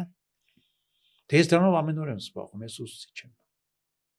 Դա ուսուցչի գործն է, լինել կանչողը։ Ես ամեն օր վարակում եմ իմ երեխաներին, որոնց ես կրթում եմ, որ իրենք սիրեն իմ առարկան։ Եվ դա հաստատ իրենցից շատերի վրա ազդեցություն կունենա։ Ես այդ ժամանակին որոշեցի դառնալ ֆիզիկոս, շնորհիվ իմ ուսուցչին, որը ցավոք վերջերս մահացավ, Գագիկ Գրիգորյանի, ով ուղղակի ինձ ասաց, որ դու պիտի գնաս եւ սովորես այդ համալսարանում, Մոսկվայի ֆիզիկա-տեխնիկական ինստիտուտում, որ այդ պահին, նաեւ ինքն էր այդ ինստիտուտը ավարտել, այդ պահին սովետական միության լավագույն համասարներից մեկն էր, թե ոչ լավագույնը ֆիզիկայի ոլորտում, որը ստեղծել էին Լանդաուն եւ Կապիցան, որոնք երկուսն են Նոբելյա մրցանակիր են եւ փայլուն մարդիկ։ Եվ ու ես գնացի, որտեղ իմ ուսուցիչներ ասել։ Ու դա իրականում պայմանավորեց իմ ամբողջ կյանքի ձեռքբերումները։ Այբը ստեղծվեց Մոսկվայի ֆիզիկա-տեխնիկական ինստիտուտի շրջանավարտների կողմից։ Բոլոր 8 մարդիկով ստեղծել են այբ այդ ինստիտուտն են ավարտել, մենք այնտեղ ենք ընկերացել վերջնական։ Չնայած մեզանից շատերը դպրոցում իրար ճանաչում ենք, բայց եթե մենք չգնայինք եւ այնտեղ չմիավորվեինք, մենք այբը չէինք ստեղծել։ Ուզում ասեմ, լիք հանգամանքների կյանքում պայմանավորված էին նրանով, որ իմ ուսուցիչը ինձ կանչեց, ասեց գնա։ Ես հիշեցի, այս մասին մի անգամ եմ ասել, դա ես նաև գրում եմ ու գրելու հանդեպ սերը էլի ուսուցչիս շնորհիվ էր։ Ինքը դասի վերջին 10 րոպեները միշտ հատկացնում էր ինձ ու այն բոլոր պատմվածքները, բանաստեղծություններ, որ անցնում էինք, հնարավորություն էր տալիս իմ վերջաբանով ներկայացնելու ու նաև ներկայացումներ ստեղծելու։ Ու ինձ համար շատ տպավորիչ էր եղել, երբ ասաց զուգահեռ դասանում քո բանաստեղծությունը կարդացել եմ։ Ընդհանրապես։ Վայ, դա ապշեց, դա կարող է կյանք փոխել մարդ։ Ու փոխեց, ես սկսեցի գրել, իսկ մինչև 4-րդ դասարանը ես տանել չէի կարողանում, մայրենի էինք կարծեմ անցնում, մայրենին կոմիտաս էինք անցնում, ինձ համար դա ինչ-որ անհասկանալի, ձանձրալի դաս էր։ Բայց այդ նախադասությունից հետո ես սկսեցի գրել ու ուսուցչուհուս հետ հանդիպումները գրելու միջոցով էին։ Ես գրում էի, որ ինքը կարդար, մենք զրուցեինք։ Ինչ լավ պատմություն է, ճկնաղ պատմություն։ Իդեպ կոմիտասին ես միշտ սիրել եմ լսել կոմիտասի գրած երգերը։ Բայց որ ասեմ, որ այսպես գիտակցաբար կմիացնեի եւ կլսեի, հազվագյուտ։ Ինչ սկսել եմ երգել, ես հասկացել եմ, որ կոմիտասը երգողների համար է գրել։ Կոմիտասին երգելը մի ուրիշ տեսակի երանություն է։ Աստվածային երանություն է։ Դա մի բան է, որ եթե դու մի անգամ զգացիր դա ինչ է, դրանից չես կարողանա կտրվես։ Աղբյուրի նման բան է դառնում, պահանջ է դառնում։ Հանճար է, ուրիշ տեսակի հանճար է կոմիտասը։ Մենք մեզանից հայրից շատերը ուղղակի չեն գիտակցում այդ հանճարի մասշտաբը։ Հիմա նորից ինձ լսողն ասեն, խոսում է ազգասեր, հայրենասեր տիպաժ հայ։ Եկեք բացատրենք ինչով է հանճար եւ ինչի միայն հայերի համար չի այդ հանճար լինելը իր։ Հետաքրքիրն ինչն է, ասենք եվրոպացիների համար կոմիտասի ստեղծած մեղեդիները եւ դրանց տրամաբանությունը, երաշտական տրամաբանությունը բացարձակ եզակի է։ Կոմիտասյան հարմոնիաները շատ տարբերվում են եվրոպական դասական հարմոնիկ երաժշտությունից։ Այլ են։ Նա գտել է այլ տեսակի գեղեցկություն երաժշտության մեջ, որ իրենց համար շատ բան է, նոր է, թարմ իրենք նման բան չեն լսել։ Եվ իրենց դա զարմացնում է։ Օրինակ Եվրոպայում կոմիտասը, եթե համերգներ Հայաստանից եկած ինչ որ երկիշների կամ նվագողների, բան միշտ հետաքրքրություն է գրավում, որտեղ շատ յուրօրինակ երաժշտություն է։ Բայց դե ամեն դեպքում իրենց համար դա ավելի շատ այսպեսի ոնց որ հետաքրքիր նոր բան է։ Բայց հայի համար այն տարբեր է նրանով, որ կոմիտասյան երաժշտությունը շատ հայկական է, շատ հայկական է։ Անկամ եթե ես օրինակ արդեն որ համեմատեմ, կա մի քանի պատարագի երաժշտական ձևավորում, մեկը, որը Եկմալյաններ, որը ամենա, այո, տարածվածն է մեր եկեղեցում, դա Եկմալյանն է, Եկմալյանը կոմիտասի ուսուցիչն է։ Չգիտեի։ Այո։ Բայց Եկմալյանինը գրված է շատ եվրոպական ոճականությամբ։ Իրականում ինչ որ առումն ստիպված եղել դա անել, որտեղ այն ժամանակ նաև հայ եկեղեցու երաժշտական բովանդակությունը հաստատում էր Ռուսաստանի արքունիքը։ Դա պետք է ուղղակի իրենք այդպես է պետք է հաստատեն, թույլ տային։ Այլապես դու չէիր կարողանա դե կայսրության մեջ էր։ Բայց դե ոչ միայն կայսրության համար դա կիրառել եղավ, բարգացու ամբողջ աշխարհում մեկ Եկմալյանի, Մակար Եկմալյանի, որ շատ գեղեցիկ է, ճկնաղ պատարագ է։ Շատ բան երաժշտական։ Բայց ամեն դեպքում համեմատելի չի կոմիտասի հետ։ Կոմիտասի պատարագը շատ հայկական է։ Հա։ Եվ մենք դա միանգամից զգում ենք, որ նրա մեջ բոլոր երանգավորումները, բոլոր հարմոնիաները շատ մեզ բնորոշ են, մեր հոգուն, մեր տեսակին։ Ու այդ առումով նա տարբերում է եւ երբ որ դու սկսում ես դա երգել, քո մեջ արթնանում ես դու։ Քո ինքնագիտակցությունն է աճում։ քեզ ճանաչելն է աճում ուրիշ բան է եւ ես բոլորին խորհուրդ կտամ սովորել երգել կոմիտասի երաժշտությունը շատ բան կյանքում կփոխի երբ որ դուք սկսեք դա Ի վերջո դա ինքը չի հորինել, չէ, ինքը մեզ վերադարձնում է, մեզ հղկել է, մաքրել է էքստրակտը ազգային շունչի եւ երաժշտականության, նա գտել է եւ տվել է մեզ, մաքրելով, զտելով եւ դարձնելով շատ գեղեցիկ աստվածային երաժշտություն։ Իսկ ինչ կասեք կոմիտասի խելագարության մասին, հա, հիմա տարբեր բանավեճեր կան, արդյոք իսկապես ինքը կորցրել է սթափ լինելու այդ վիճակը, թե ուղղակի դա միֆ էր, այս մասով որևէ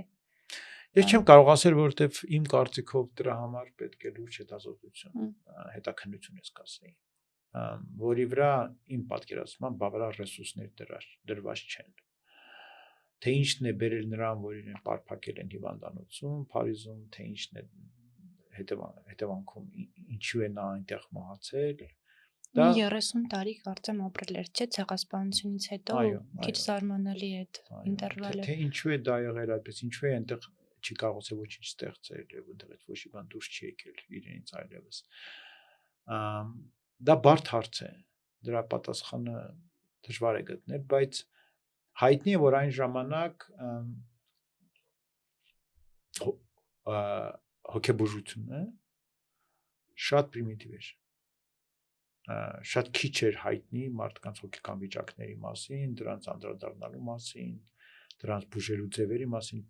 նրանք չկային անտիդեպրեսանտներ, չկային շատ դեղեր, որոնք կարող էին մարդուն ուղղակի վերադարձնել նորմալ կյանքի։ Այսինքն շատ հնարավոր է, որ այսօրվա մեզ բնորոշ շատ դեպրեսիվ վիճակներ, հոգեվիճակներ, որ ուղղակի կարելի է հոգեբանի այցելելով անցկացնել կամ որոշակի դեղերով Այն ժամանակ այդ ամենը չկար։ Այն ժամանակ ինքը հոգեբուժարանում էր հայտնվեց, հոգեբուժական գործունեությունը շատ բրուտալ էր։ Պետք է գիտակցել ու հասկանալ, որ ասենք այդ նույն Պավլովի հայտնագործությունները, որոնք դարձան հետո ամբողջ բիհեվիորիստական հոգեբանության հիմքը, հոգեբանությունը արտնացավ, ստեղծվեց, ձևավորվեց մոտավորապես 20-րդ դարի սկզբում։ Եվ իր ժամանակներում եւ այդ մեր ցեղասպանության տարիներին այդ ամենը դեռ նոր էր ձևավորվում։ Շատ քիչ բան կար հայտնի հոգեբանության ոլորտում։ Մարդիկ նոր առաջին անգամ լուրջ անդրադառնում էին դրան որպես գիտական մոտեցումով։ Մինչ այդ ուղղակի մարդկանց ովքեր ունեին որևէ տեսակի խանգարում համարում էին անբուժելի եւ ուղղակի պարփակում էին, որ իրենք հանկարծ մնացածին վնաս չհասցնեն բանտի մեջ։ Շատ հաճախ դա կարող է լինել մի բան, որը շատ հեշտ կարելի է բուժել շատ բարձ միջոցներով, ասենք, որոշ հանգստություն ապավել, որոշ փոխելով ինչ-որ իրավիճակում, բայց դրա փոխարեն մարդուն կարող են տանել եւ ավելի բարդացնել իր վիճակը, ավելի անտանելի դարձնել իր համար վիճակը, ավելի ծանր հետևանքների դա կարող է բերել։ Դեպս վերջերս նայում էի հետքը ուներ կարծեմ Հայաստանի հոգեբուժարներից մեկում շարքը արած այնքան հետաքրքիր մարդիկ կային ու իրենց մտածողության մեջ ախտորոշված հոգեկան խնդիր ունեցող մարդիկ էին ու շատ հետաքրքիր մտածողություն ունեին մի կին կար ասում էր ձեզ թվում է դուք եք ազատության մեջ ապրում ինչ տարբերություն պատերը կամ ֆիզիկական աշխարհը ու իրոք հետաքրքիր բան էր բացում այդ սահմանն էլ մի տեսակ մենք ինչ որ բանից ելնելով տարանջատում ենք բայց այնտեղի մարդիկ էլ իրենց հետաքրքիր աշխարհ ունեն ու ուրիշ հայացքի տակ են կյանքը տեսնում դա հաստատ իհարկե իրենց դժվար է ապրել որովհետև դատավճիռը մենք ենք տալիս ոչ իրենց նմանները ճիշտ են թե սխալ իրենց համար իրականում ինքնուրույն է դժվար է ապրել որովհետև ամեն դեպքում չէ իրենք կարող են կառավարել իրենց վարքագիծը բայց օրինակ նախկինում համարում են որ շիզոֆրենիա վտանգավոր եւ անբուժելի հիվանդություն է իսկ այսօր մեր մեջ ապրում են բազմաթիվ մարդիկ որոնք ունեն այդ բարդույթը եւ հանգիստ ապրում են ոչ մի խնդիր չունեն ընդհանրապես որոշակի դեղամիջոցներով հնարավոր է ոնց որ շտկել այդ վիճակը եւ բացարձակապես բացառել բարդույթները եւ մարդիկ ապրում են նորմալ կյանքով երջանիկ ընտանիքներ ոչ մի խնդիր չունեն եւ այսպեսի մարդկանց գիտեմ իրենք ընդհանրապես որևէ խնդիր չունեն այնպես որ այդ առումով պետք է լավ գիտակցել որ օրինակ ձեզ մի ուրիշ օրինակ բերեմ Լերմոնտովը հավանաբար աուտիստ էր, Հմ, որտեվ իրեն ժամանակակիցները նկարագրում են որպես շատ պարփակ եւ մի քիչ տարօրինակ անձնավորություն, որը չէր կարողանում նորմալ հարաբերություններ կառուցել մարդկանց հետ, շատ միայնակ էր։ Նույն Բայրոնը, Կաֆկան, եթե այդ Կաֆկան, տեսանկյունից Բայրոնը նայենք։ հայտնի է, որ ասենք աշկեք իր համար գժվում, բայց ինքը բացարձակ անտարբեր է մարդկանց կապ, շատ քիչ ընկերներ ուներ, համարյա չուներ եւ այլն։ Ոսկով նախկինում հաստատ եղել են դեպքեր մարդիկ, որոնք մարդկանց շրջապատի կողմից տարօրինակ են թվացել, բայց եթե ժամանակին իրենց կողքը լինեին ժամանակակից բժիշկներ, իրենք հաստատ առավել եթե մանկության տարիներին իրենց ոնց որ օգնեին աջակցեին, ապա նրանք դառնային սովորական մարդիկ բոլորի նման եւ հավանաբար շատ լավ կադապտացվեին։ Իրենք միևնույն է մի քիչ կարող է տարբերվել էին բոլորից, բայց այդ աստիճանի բարդ խնդիրներ չէին ունենա։ Ու դա հիմնականում հիմա վերաբերում է նաև մեր բոլոր նախկինի պատմություններին, նույն կոմիտասին դա հավանաբար վերաբերում է։ Հաստատ եթե այդ դժվար պահին հոգեկան տանջանքների, որ նա տեսել ինչ-որ տեսել էր սեփական աչքերով, իրեն օգնեին, ասենք ժամանակակից բժիշկները, հավանաբար այդ մարդը կապրեր երկար եւ արդյունավետ կյանքով։ Մենք խոսեցինք մեր պատմությունից, կոմիտասից, ինչքանով ենք կապված անցյալի հետ եւ արդյոք պետք է այդ անցյալը մեզ հետ տանել, իմանալ, թե հակառակը պետք է բեռնաթափվել անցյալի որոշ պատմությունից, որպեսզի ավելի արագ ու ավելի նոր մոտեցումներով գնանք առաջ։ Գիտեք, պատմությունը դա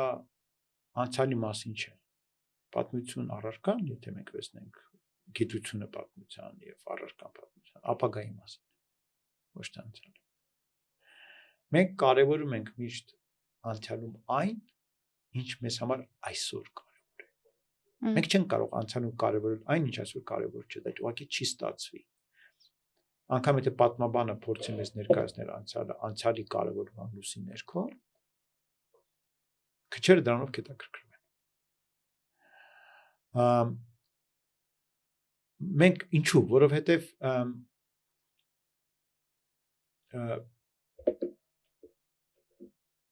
միևնույն է, նա պետք է կարողանա ներկայացնել դա որպես արդիական գործ։ Նշանակում է, հասկանում եք, չէ՞, կարելի է օրինակ ուսումնասիրել բոլոր շենքերի վրա նստած, Երևանում նստած փոշու քանակը։ Դա շատ հետաքրքիր հետազոտում է, որոշակի պետք չէ։ Եվ կան լիքը հարցեր, հարցադրումներ, որոնք բացարձակ մարդկանց չեն հետաքրքրում, բայց կարելի է տալ։ Օրինակ ժամանակակից գիտությունը դրանով շատ տառապում է։ Հիմա քանի որ հրապարակումներն են դարձել կարևոր հոդվածների, որքան հոդված ես դու հրապարակել,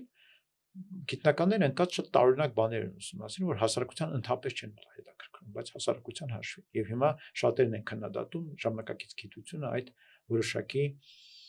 դեֆորմացիայի համար, որ առաջացել է։ Բայց եթե խոսում ենք իրական գիտության գիտելիքի մասին, ապա իրական գիտելիքը միշտ պատասխանել է արդիական հարցերի։ Դրա համար գոյություն ունի գիտությունը, այն պատասխանում է հարցերի, որոնք հասարակության հետաքրքրում են։ Բնական է, չէ՞, որովհետև անգամ պատմություն առական եք վերցնում, այն գալիս է պատասխանելու այն հարցերին, որ այսօր հասարակության համար կարևոր է։ Նշանակում է վերաբերում է նրան, թե ինչ կարող ենք մենք սովորել անցյալից, կամ ինչ է մեզ համար անցյալում դառնում կարևոր, որը կանխորոշում է կամ բնորոշում է կամ պայմանավորում է մեր ապագան։ Եվ այսօրվա վիճակը նաև։ Եվ հայտնի է, որ ամեն իշխանություն, երբ գալիս էր, նորից սրբագրում էր պատմության գրքերը։ Ինչու՞։ Նույն պատճառով, որպեսզի լեգիտիմացնի իրեն եւ այն ճանապարհը, որ առաջարկում է հասարակությանը դեպի առաջ գնալու։ Ու դա մենք պետք է ուղղակի գիտակցենք, որ դա այդպես է։ Եվ դրա դեմ խաղ չկա, դա բնորոշ է մեր ընդհանրապես գիտելիքին է, գիտությանն է բնորոշ։ Գիտության ձեռքբերումների մեծ մասը դա այլևս ոչ ոքի չի հետաքրքրում, որովհետև դրանք տրիվիալ գիտելիքներ են, որոնք այլևս արդիական չեն։ Կան գիտելիքներ, որոնք մնում են արդիական, դրանք մենք ուսումնասիրում ենք դպրոցում, համալսարանում, որովհետև դրանք հիմք են մեր այսօրվա գիտելիքի եւ առանց դրանց այսօրվա գիտելիքը չի աշխատի։ Օրինակ ֆիզիկայի Նյուտոնի օրենքները մնում են կարևոր, Եվ բոլոր դպրոցներում դրանք ուսումնասիրում են, բայց բացի Նյուտոնից եղել են իր ժամանակին բազմաթիվ գիտնականներ, որ լիքը բան են հայտնաբերել, որ ոչ ոք ելույթ չտա։ Նույնը պատմությունն է։ Եվ մենք պետք է միշտ նայենք նրան, թե եթե մենք այսօր այս կամ այն հանգամանքն ենք պատմության կարևորում, դա ինչ է նշանակում մեզ համար։ Մեր տարիների իմ դպրոցական տարիների սովորած պատմությունը հստակ գրված էր խորհրդային գաղափարախոսության լույսի ներքո։ Եվ դա այն պետք էր, որպեսզի մեր ազգը, որը խորհրդային կայսրության մասն էր, եւ ենթարկվում էր խորհրդային կայսրության գաղափարախոսությանը, իր մտածողության մեջ եւ վարքագծի մեջ ցուցաբերեր համապատասխան լոյալություն խորհրդային իշխանություններին եւ Ռուսաստանին եւ ռուսական մշակույթին, որտեղ այն կայսրական մշակույթ էր եւ մենք պետք է լոյալ լինենք։ Հետևաբար մեր ամբողջ կոնտեքստը պատմական հիմնականում կապված է Ռուսաստանի հետ, այս տարածաշրջանի հետ, հենց այսօրվա Հայաստանի տարածաշրջանի առաջնահերթորեն, չնայած Հայաստանը եւ հայերը հիմնականում ոչ այստեղ են ապրել, այլ տեղերում։ Բայց այլուտես մեր պատմությունը հիմնականում սրա մասին էր գրված, Ուրարտու, Էրեբունի, Երևան եւ այլն, ինչու, որովհետեւ դա առաջնահերթություն էր խորհրդային իշխանությունների համար։ Ցանկացած պետություն առաջնահերթորեն ուզում է, որ պատմություն լինի իր տարածքի մասին։ Ինչու՞։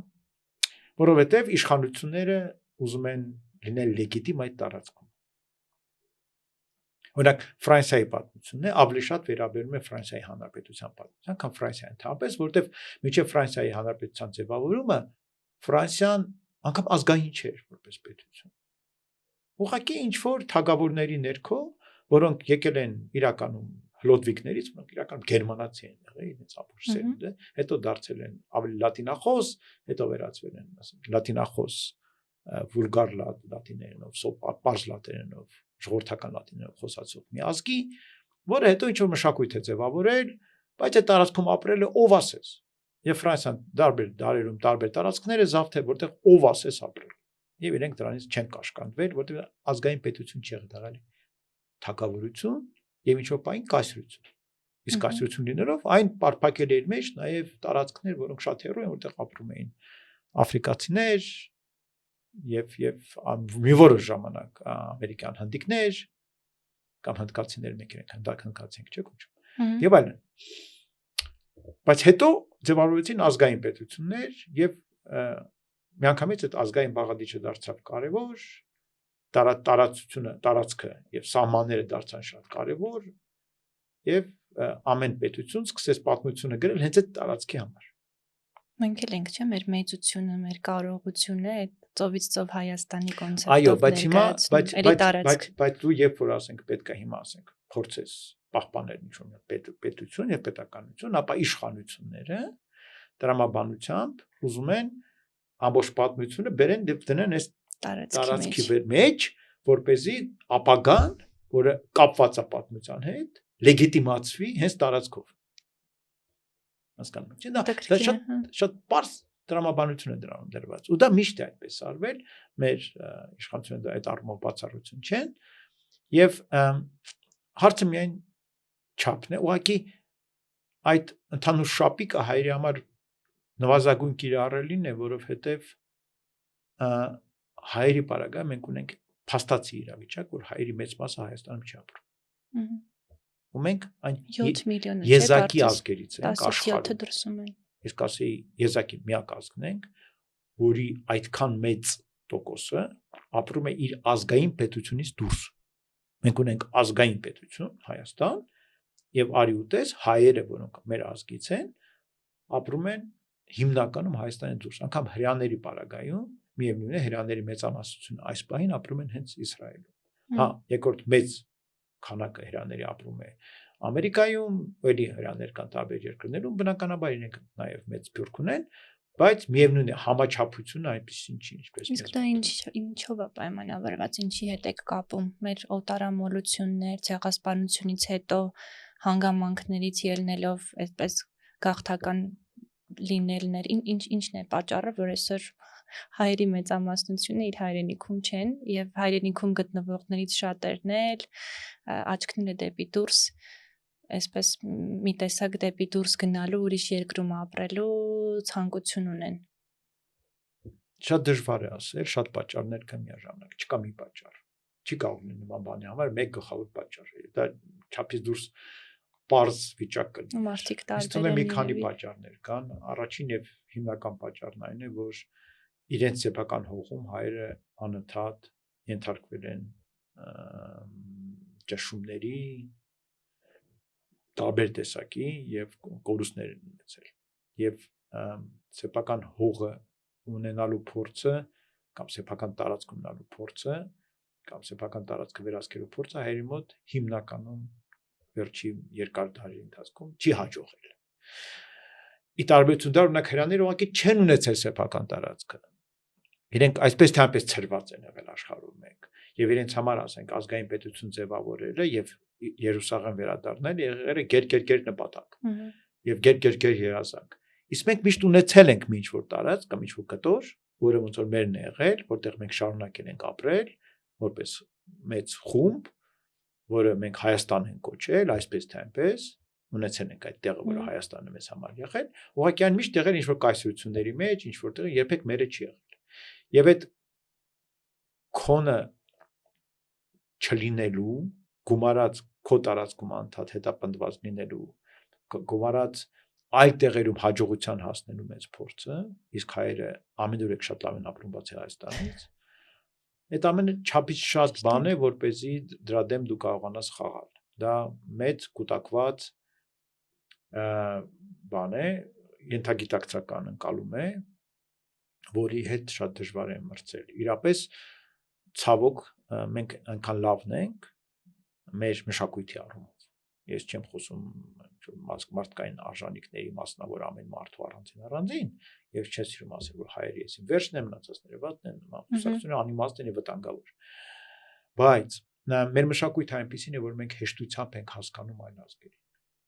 մենք հեշտությամբ ենք հարմարվում այլ ազգերի հետ եւ համակեցության մեջ շատ արդյունավետ ենք եւ կարողանում ենք օգուտ բերել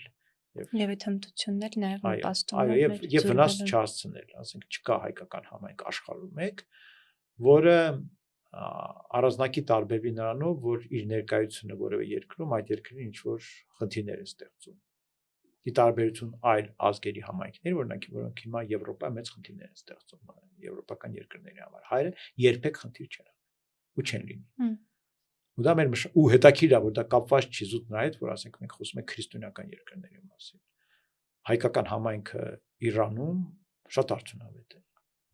երկրի տեսակետից եւ իրենք շատ կողմ են, որ այդ համայնքը շարունակի մնալ, չնայած մահմեդական երկիր, ես մենք քրիստոնյա ենք։ Եվ այդպես է ամենուրեք հայկական համայնքը Ռուսաստանում շատ արդյունավետ է, շատ օգնում է Ռուսաստանի զարգացմանը, մեծ ներդրում ունի դրա մեջ եւ կապիտալի ներդրում եւ տաղանդի ներդրում, բազմաթիվ հայեր այնտեղ կայացել են, բազմաթիվ հայ գեներալներ ժամանակին օգնել են եւ ռուսական կայսրությանը եւ հետո սովետական միության մեջ ռուսական կայսրությանը, որի շարունակում է մնալ ռուսական կայսրություն փաստացի սովետական միություն։ Վրաստանի օրինակը Թիֆլիսի։ Այո, ամենուրեք շինացրել ենք, կայացրել ենք, Բաքուն ենք կայացրել։ Կոստանդնուպոլիսը ժամանակին ամեն ինչը որտեղ եկել ենք ինչ-որ բան ստեղծել ենք։ Մենք այդպեսի ազգ ենք։ Ու քանի որ դա այդպես է, նաև այդ փորձառությունը դրական ի տարբերություն սեփական հողի վրա ապրելու հիմնականում բացասական փորձառության բերում է այդ որոշումներին։ Չափից շատ հեշտ է դարձել գնալ այդ հասկանալի եւ հայտնի ճանապարհով։ Ու դա մեր խնդիրներից ավելի կարևորագույն խնդիրն է։ Ու դրա լուծումը կարծիքով նրանումն է, որպեսզի մենք այստեղ հաջողենք։ Եվ ունենանք օրինակներ։ Այո, բայց կան արդեն ուղղակի դեռ նեղ մասնագիտական են, ասենք, եթե դուք իմանայիք մեր IT ոլորտին, ապա այնքան գրավիչ է, որ բազմաթիվ հայեր դրսից գալիս են հիմա Հայաստան, այստեղ ընկերություններ են ստեղծում, մնում են այստեղ, որտեղ կարծես թե դա դարձել է ջրի ճանապարհ արդեն, շատ հասկանալի ձև է հասնել հաջողության, որտեղ մեկը մյուս հետևից ընկերությունները հասնում են հաջողությունների։ Մեր այստեղի այդ նոր վերջացավ Digitech։ Հայկական ոնց որ IT էկոհամակարգը շատ լավն է։ Ով գալիս է սիրահարվում է, ասում է, ինչ լավն եք դուք։ Համագործակցող, մեկը մյուսին օգնող աջակցող, շատ դրական, պայծառ մարդիկ լիքը Մի հատ խնդիր է այդտեղ երևի քանակի մեջ է։ Ես լսել եմ տարբեր դեպքեր, Հրանտի հետ էլ Խաչատրյան խոսում էինք, որ եղել են հետաքրքրվող ընկերություններ Հայաստանում մասնաճյուղ բացելու, շուկայի տեսանկյունից քանակ չեն ապահովել մասնագետների։ Դա էլ խնդիր է, բայց խնդիրը ունի լուծում, եթե մենք շարունակենք այդ ճանապարհով շարժվել։ Այդ ոլորտը գնալով կդառնա այլ ավելի ցկողական, կձգվի տաղանդներ եւ ինքնավերարտադրվի։ Հուսամ դա այդպես կլինի։ Հուսամ դա կբերի նրան, որ գոնե մի մագնիս կառաջանա, որ հետ կբերի մարդկանց։ Մեզ այդպիսի տարբեր մագնիսներ են պետք։ Ցավոք էլի ասեմ, որ խնդիրներից մեկը, որը ամեն դեպքում մենք պետք է դատունենք, որ խնդիր է,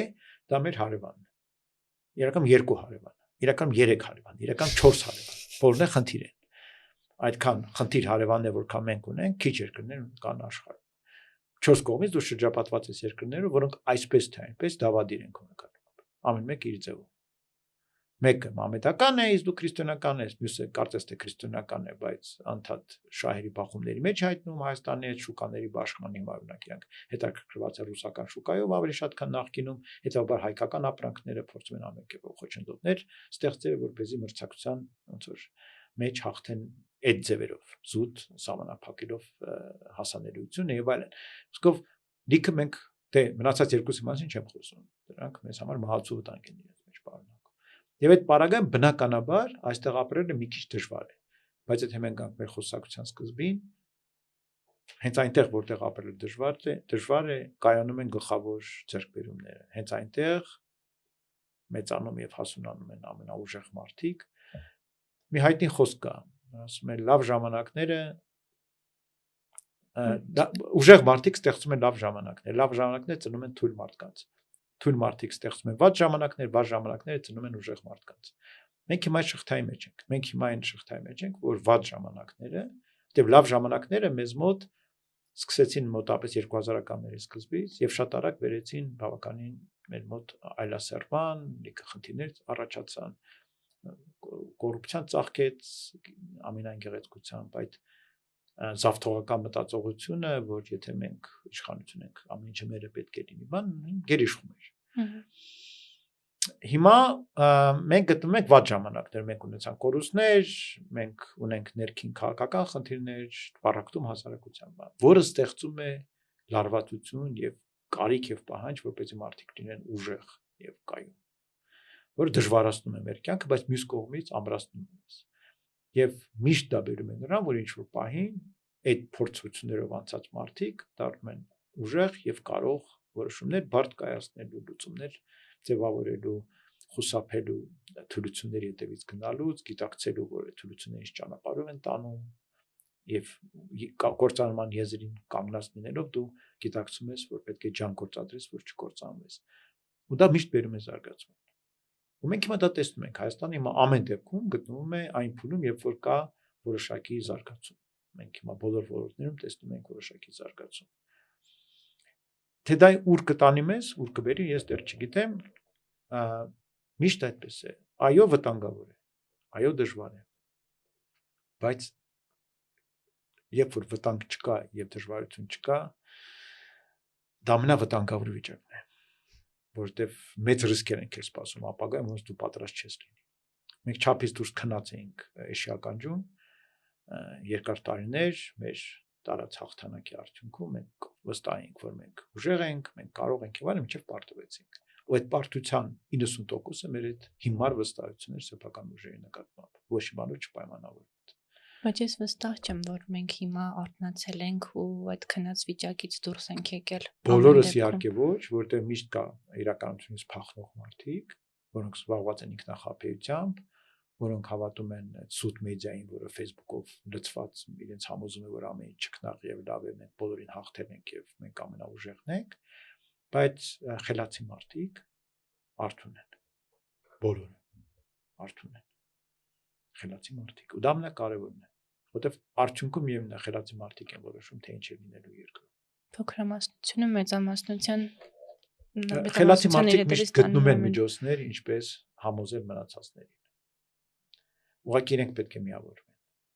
Իսկ միավորումը գալիս է դժվարության պահին։ Երբ որ կյանքը շատ լավ է, մարդիկ չեն ձգտում միավորվել։ Մարդիկ միավորվում են դժվարության առջև, փորձությունների առջև։ Եվ ես հիմա դա տեսնում եմ։ Օրինակ ես ինձ համար մի սկզբունք եմ սահմանել, որ ում էլ ես լսեմ, ինչ էլ այդ մարդը ասի, իմ առաջին միտքը նրանումն է, թե ինչու եմ ես այս մարդու հետ համաձայն։ Այլ ոչ թե ինչու ես իր համար հետ համաձայն գտնեք, այլ ընդհանրությունների շուրջ միշտ կան։ Բայց մեզ համար հիմա ընդհանրությունն է կարևոր։ Մենք այդ ճանապարհով պիտի գնանք, եթե ուզում ենք փրկվենք։ Ուրիշ ճանապարհ չկա։ Մենք պետք է փորձենք իրար հետ լեզու գտնենք, դժվար է, բայց դա միակ միջոցն է։ Մենք հիմա շատ պարակտված ենք, դա շատ վտանգավոր է։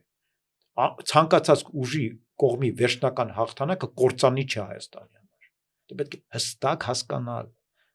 որտեղ կա մյուս կողմը, որ եթե պարտված իրենց գա, լինելու է դեստրուկտիվ եւ վտանգավոր։ Դու չես կարողանա ենթարկել, դա անհնարին է։ Միշտ այդ կողմը վաղ թե ուշ քայլեր կձեռնարկի, որ ամեն կերպ քեզ վնասի, միջև քեզ հաղթի։ Հետո կգա եւ քեզ կսկսի ոչնչացնել։ Հետո դու ոտքի կանգնես, կատաղած եւ փորձես վրեժխնդիր լինել եւ իրեն ոչնչացնել։ Դա միշտ վերջանում է քաղաքացիական պատերազմներով, լարվածություններով, փոխադարձ անվստահությամբ եւ այլն, որ լավ տեղ չի բերում։ Ազգերը զարգանում են, երբ որ հաշտ են մարդիկ իրար մեջ։ Իսկ մեր ժամանակներում պարակտվելը շատ հեշտ է դարձել։ Այն բոլոր միջոցները, որոնք ստեղծված են, սոցիալական ցանցերը, դա մաթեմատիկորեն է ապացուցված։ Իրենք բերում են պարակտման։ Դա փաստ է։ Ես հիմա կարող եմ երկար-բարակ խոսել դրա մասին, բայց պետք չի, որովհետև դա, այսպես ասեմ, դա գիտական հետազոտությունների արդյունք է։ Երբ որ մարդկանց մոտ առաջանում են չափից շատ հեռու կապեր, որոնք իրենց համար արժեքավոր չեն, մարդկանց հետ որոնք իրենց համար արժեքավոր չեն, բայց որոնց հետ իրենք հայտնվել են տարատեսակ կապերի մեջ, այդ կապերի մեջ մարդիկ դառնում են շատ տոքսիկ։ Իրենք սկսում են անընդհատ ագրեսիվ լինել այդ մարդկանց նկատմամբ։ Ագրեսիվությունը դառնում է իրենց միակ բանը ձևը։ Ես հիմա կարող եմ բացատրել պատճառը, բայց այնտեղ ոնց որ աշխատում է, ահա նա ինձ վատ բան ասեց, եւ ես պետք է պատասխանեմ, ես վատ բան եմ, քանի որ ինքը օտար մարդ է ինձ համար, ես որևէ պարտավորություն չեմ զգում իր մասին հոգալու, եւ քանի որ այդ մարդիկ շատ են, իմ հիմնական վարքագիծը դառնում է ագրեսիվ։ Ես սկսում եմ բոլորին մերժել, բոլորի դեմ լինել եւ այլն։ Ընդհանրապես մի փոքր խմբի նկատմամբ, որ իմ հարազատներն են ու ընկերներն են, ես ջերմ եմ եւ ընկերային։ Բանական վիճակից վնասային վիճակի ենք գալիս, այսինքն անծանոթի օտարի դեմ Եվ մարդիկ համախմբվում են ոչ թե միավորվելու տրամաբանությամբ, այլ ընդհանուր թշնամու դեմ։ Ես իրեն չեմ սիրում, ես միավորվեմ նրա հետ, ով իրեն չի սիրում, եւ մենք երկուսով իրան կճնշենք։ Եվ դա բերում է պարակտման։ Բոլոր գծերով, որոնք միայն հնարավոր է մտածել։ Մարդիկ գտնում են ձևեր պարակտվելու եւ դրանով ինքնահաստատվում են։ Ահա տեսար ես իրեն ինչ գրեց, ինքը չկարողացա պատասխանել։ Բոլորը սիրում են հատուկ բառեր, էշ, ոչխար, բան, գրում են անդադ այդ բառերը։ Հետո մեկ էլ այդ մարդուն հանդիպում են կյանքում, ու մեկ էլ հասկանում են, որ կյանքում այդ մարդուն ինքը այդ բառը չի կարող ասել։ Ոչ միայն այդ բառը։ Իրական կյանքում այդ մարդը նորմալ մարդ է։ Դու ես իր հետ նորմալ շփվել։ Բայց արի ուտես, քանի դեռ դու իր հետ այդ հերո կապի մեջ ես, որը ձեզ որևէ կերպ մարդկային առումով չի միավորում, եւ դուք միայն այդ բանի դաշտում եք, պատկերացումների մեկ մյուսի մասին։ Քո հիմնական պատկերացումը մյուսի մասին, որ ինքը վտանգի աղբյուր է, դու պետք է պատժես։ Հայտնի է, որ եթե երկու մարդ հանդիպեն անտառում, առաջինը ինչը իրենք կանեն, փորձեն մեկը մյուսին սպանել։ Որտեղ մեկը մյուսին չի վստահում, իրար չեն ճանաչում, եւ ամեն մեկը կմտածի մյուսի մասին, որ իր համար նա վտանգ է, առաջին հերթին։ Դարձյալ նույն պատճառով, ինչու մենք խոսեցինք սկզբից, որտեղ մեր հիմնական հետաքրքրության աղբյուրը վտանգը փնտրելն է։ Դրա պատճառով մենք հետաքրքրում ենք բացական լուրերով։ Դրա պատճառով առաջինը ինչ որ մենք սպասում ենք մեզ համար անծանոթ մարդուց, դա ագրեսիան է, վտանգը մեր նկատմամբ։ Եվ եթե այդ խաղն ենք մենք խաղում, ես պիտի պաշտպանեմ առաջինը հարվածեմ, քանի որ ակնկալում եմ հարված, մենք վաղ թե ուշ իրար կսպանենք։ Դրանից ձերբազատելու միակ միջոցը ընդհանուր մշակույթն է, եւ մարդիկ, որոնք քայքայում են ընդհանուր մշակույթը, տանում են մեզ ինքնաոչնչացման։ Ընդհանուր մշակույթը մեզ միավորում է։ Ընդհանրությունն է մեզ միավորում։ Որքան ավելի մեկս մյուսի համար կարևոր ենք դառնում, քան որ կրում ենք նույնը, այնքան ավելի դժվար է մեզ մեկը մյուսին ցավեցնել։ Փառք Աստծո մեր ընդհանուր մշակույթը դեռ այնքան ուժեղ է, որ մենք չենք պատկերացնում, որ մեկս մյուսին կսպանենք ինչ որ գաղափարների պատճառով։ Էլի չճանաչելու, չսիրելու մասին ենք գալիս նորից խոսելու։ Մենք դեռ ոնց որ այդ փոխադարձ սպանությունները իրագործում ենք Facebook-յան վիրտուալ հարթակներում, ոչնչացնում ենք մեկը մյուսին։ Բայց գոնե գիտենք, որ լավ, ինքը դեռ շարունակում է ապրել, ես ասացի եւ փախա այդ դաշտից եւ այլևս ինքը գոյություն չունի ինձ համար, ես իր համար ու մարդիկ դեռ հանգիստ են։ Բայց Աստված ոչ արածի, մենք գանք քաղաքացիական պատերազմի, որ շատ ժողովուրդներ ունեցել են։ Ռուսներն են ունեցել, ամերիկացիներն են ունեցել։ Ամերիկացիներս պետությունը ստեղծելուց հետո հայտնվել են ահավոր քաղաքացիական պատերազմի մեջ, որ մեծ քանակությամբ կյանքեր է տալել։ Մինչև իրենք կարողացան վերստեղծել իրենց պետությունը արդեն նոր պայմանավորության վրա, ու մինչ այսօր այդ պատերազմի հետևանքները իրենց հետ են։ Քանի 3 տարի անց։ Ֆրանսիական հեղափոխությունը իշեք։ Ինչ եղավ դրանից հետո, ինչպես ստեղծվեց Ֆրանսիական Հանրապետությունը։ Ահավոր արունայողությունների արդյունքում։ Այնպես որ մենք հիմա ստեղծում ենք պետություն, դժվար process ենք ասում, շատ կարևոր է, որ մենք այնքան միավորված լինենք, այնքան պարակտումներ փորձենք հանգուցալուծել, որպեսզի հանկարծ սա չվերածվի ավելի վատ բանի։ Մենք կարծում ենք չի, բայց մենք կարծում ենք, որ Արցախում պատերազմ չի։ Հետո եղավ։ Պետք է շատ զգուշ լինել հայտարարությունների մեջ, զգուշ լինել խոսակցությունների մեջ եւ դարձյալ առաջին հերթին փնթեր ընդհանրություն ենք, բոլորս հայ ենք։ Մենք բոլորս մի ազգ ենք, մենք մի երկիր ունենք։ Մենք շատ բաներով այսպես թե այնպես իրար հետ ենք։ Ու դա պետք է գիտակցել։ Եվ ունենք ընդհանուր պատասխանատվություն։ Եթե մենք այստեղ ենք ծնվել ու օգտվում ենք այստեղի քիչ թե շատ լավ ու վատ բոլոր հնարավորություններից, նույն պատասխանատվությամբ էլ պիտի մեր կյանքը ծառայեցնենք այս տարածքը պահպանելու, ու դա միայն ֆիզիկական տարածքի մասին չի, այն բոլոր ընդհանրությունները, որոնք մենք ունենք, ստացել ենք, ժառանգել ենք ու պիտի փոխանցենք։ Անպայման, ու մեր հաջորդ սերունդը դա իմ խորը համոզմունքն է։ Պիտի մեծացնենք այնպես, որ այն երբևէ պարակտված չի լինի։ Իրենք պետք է լինեն բոլորը միավորվելու տրամաբանության մեջ։ Մենք պետք է մեծացնենք սերունդ, որը կուզենա կազմել թիմեր, կուզենա կազմել մեծ ընկերություններ, կուզենա ներգրավել իրենց բիզնեսի մեջ այլ մարդկանց, որ մենք հիմա չունենք։ Մենք շատ ինդիվիդուալիստ ենք մեր բիզնեսների մեջ, ամեն մեկ իր գրպանի բիզնես ստեղծում է եւ փորձում է խորհրդային Հայաստանի հետևանքներ, որ մենք ամեն մեկը ուզում է իր ընկերությունը, ինքը ղեկավարի։ Շատ ավելի հին պատմություն է։ Ինձ թվում է դա շատ ավելի հին պատմություն է։ Բանն այն է, որ եթե դու չունես պետություն, քո նվազագույն ընկալելի միավորումը ընտանիքն է, միավորը։ Եվ ընտանիքը դառնում է գերկարևոր պետության բացակայության պարագայում։ Այդ պատճառով է, որ մենք պահանջում ենք, որ մեր դուստրերը եւ որդիները ամուսնանային միայն իրենց տեսակի հետ, որպեսզի ընտանիքները մնային ներսում, մենք այդ ընտանիքները չզիջեինք այլ ազգերին։ Որ մեր տեսակը շարունակվեր, մեր տեսակը շարունակելու հիմնական գաղափարախոսությունը ընտանիքն էր, միավոր ընտանիքն էր, մենք չունեինք պետություն։ Եվ դա մնացել է։ Մեր մոտ այդ ընտանեկան մտածողությունը հիմնական է, բայց մեր խնդիրը նաև այն է, որ հիմա ընտանիքի ինստիտուտները քայքայվում։ Այո։ Եթե հենց բառի մտածողության տեսանկյունից գանք, չէ՞, լեզվա մտածողության ընտանիք, մի տանիքի տակ ապրել։ Հիմա դա էլ չունենք։ Ամեն մեկն իր տանն է, ամեն մեկն իր մեքենայում։ Ամեն մեկն իր մեքենայում, բաժանությունների քանակը հասել են 40 քանի տոկոսի։ Այո, ահավոր թվեր են։ Եվ երեխաների քանակը գնալով նվազում է, որը նաև դրա հետևանքն է, բայց ոչ միայն ինքնըստինքյան ընտանիքի ընդհանուր իմաստավորման բացակայության արդյունք է։ Եվ քո կյանքի իմաստը դու տեսնում ես միայն քո մեջ։ Քո անձնական հարցերի մեջ դու չես հասկանում, որ կան այլ իմաստներ շատ կարևոր չես գիտակցում դա այլևս։ Դա մեծ խնդիր է։ Եվ այդ խնդիրների ներքո մենք ել ավելի պետք է անդադ մտածենք նրա մասին, որ սովորեցնենք մեր երեխաներին ձևավորել համայնքներ, միավորվել։ Օրինակ այբը դրա մասինն է։ Մենք կրթական համայնք ենք։ Մենք երեխաներին սովորեցնում ենք համայնքանություն։ Մենք օգնում ենք իրենց գիտակցել դրա երանությունը եւ երջանկությունը։ Հենց տասնապատիկ ազդեցությունը համայնքում եւ ոչ թե որպես դրա ամենաուժեղ դրսևորում եղավ 18 թվականին, երբ որ բնական է ամբողջ հասարակությունը բևեռացված էր այդ դեպքերի ժամանակ իշխանափոխության եւ նաեւ մեր դպրոցում կային երկու թևերի կողմեր մեր մոտ կային ընտանիքների զավակներ, որոնք այդ պահի իշխանության մեջ գտնվող մարդկանց երեխաներն էին, փաստացի։ Եվ կային երեխաներ, որոնց ծնողները փողոցում պայքարում էին եւ առաջնորդներն էին այդ պայքարի եւ այլն։ Ու իրենք սովորում էին մի դպրոցում։ Մենք առավոտյան հավաքվում էինք, իրար հետ հաշտ քննարկում էինք, ինչ է, ոնց է, ընկերներ իրար գրկում էին, իրենց մի մասը գնում էր տուն ծնողների կողքը լինելու, որովհետեւ ծնողների համար դժվար պահ էր, իսկ մյուսները գնում էին հրապարակ, ուրեմն այդ ցույցերին, որպեսզի իրենց նախընտրած մարդիկ գան իշխանության։ Երբ որ դու ունես վերքաղաքական համայնք,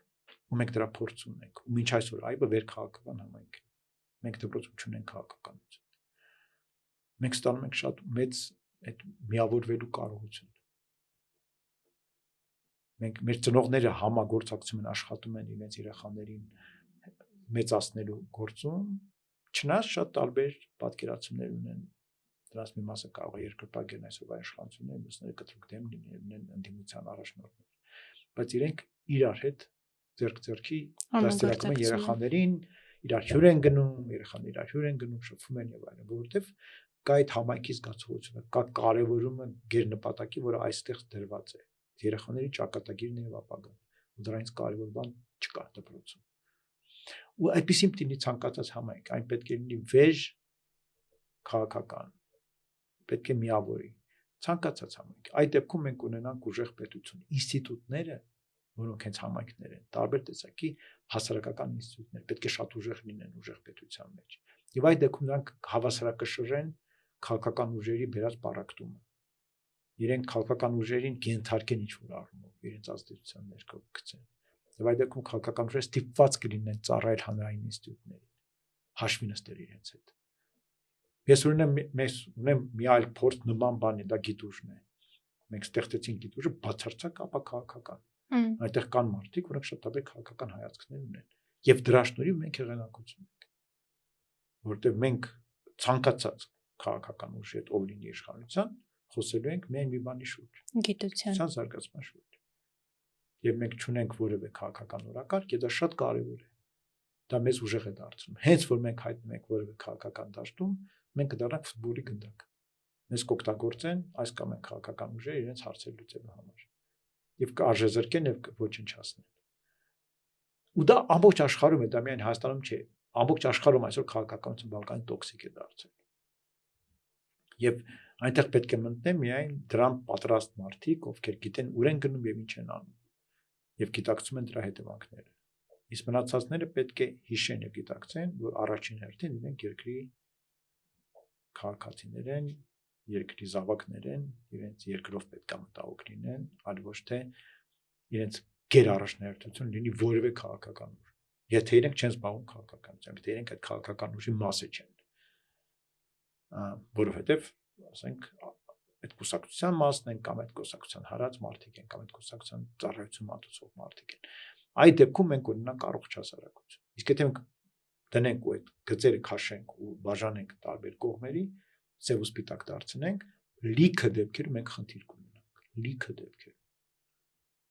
Որովհետև, ասենք, եթե դու համարում ես, որ դու չես կարող համագործակցել այս քաղաքական ուժի հետ, այսօր այս քաղաքական ուժը քո իշխանությունն է երկրի եւ որոշումներ է կայացնում եւ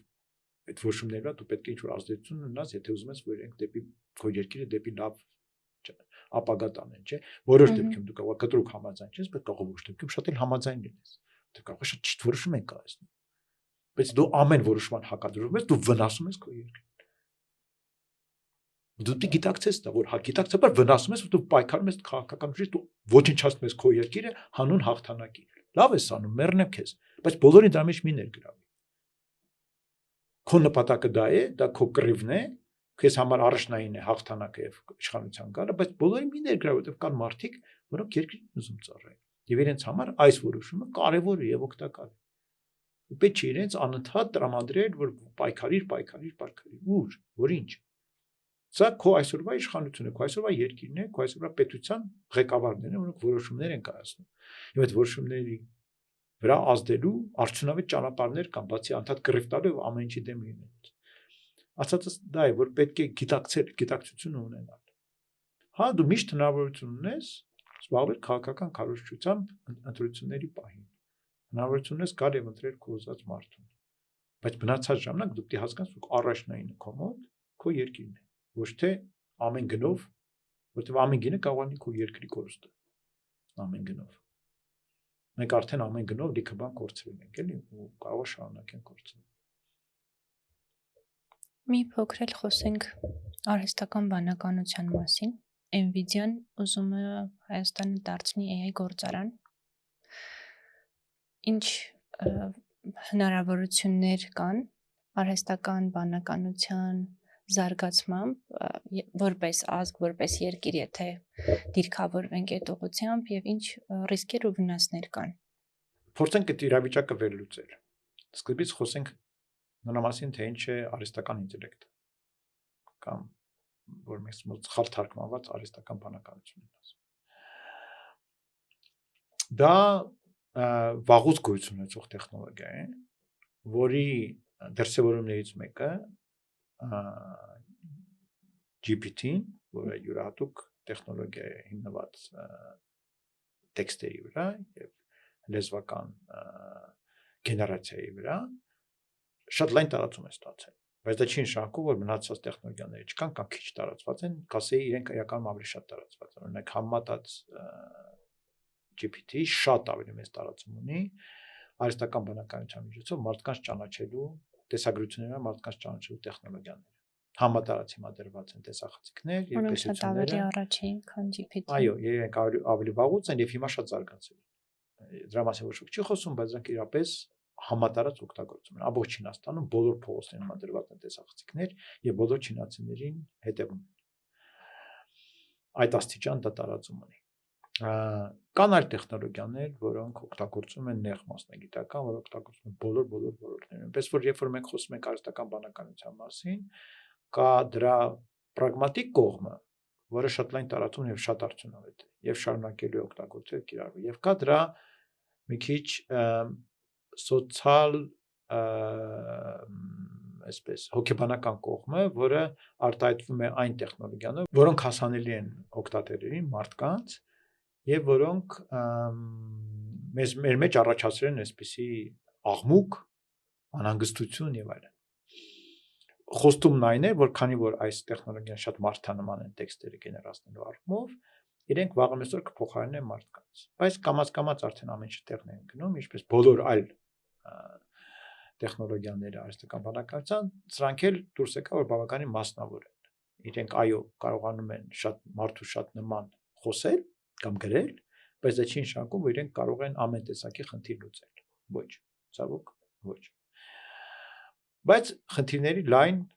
տեսականի կարող են լուծել։ Հիմա ինչու՞մն է այդ որոշման այդ իրավիճակի լավ կողմը։ Եթե մենք դառնանք իրապես արհեստական բանականությունը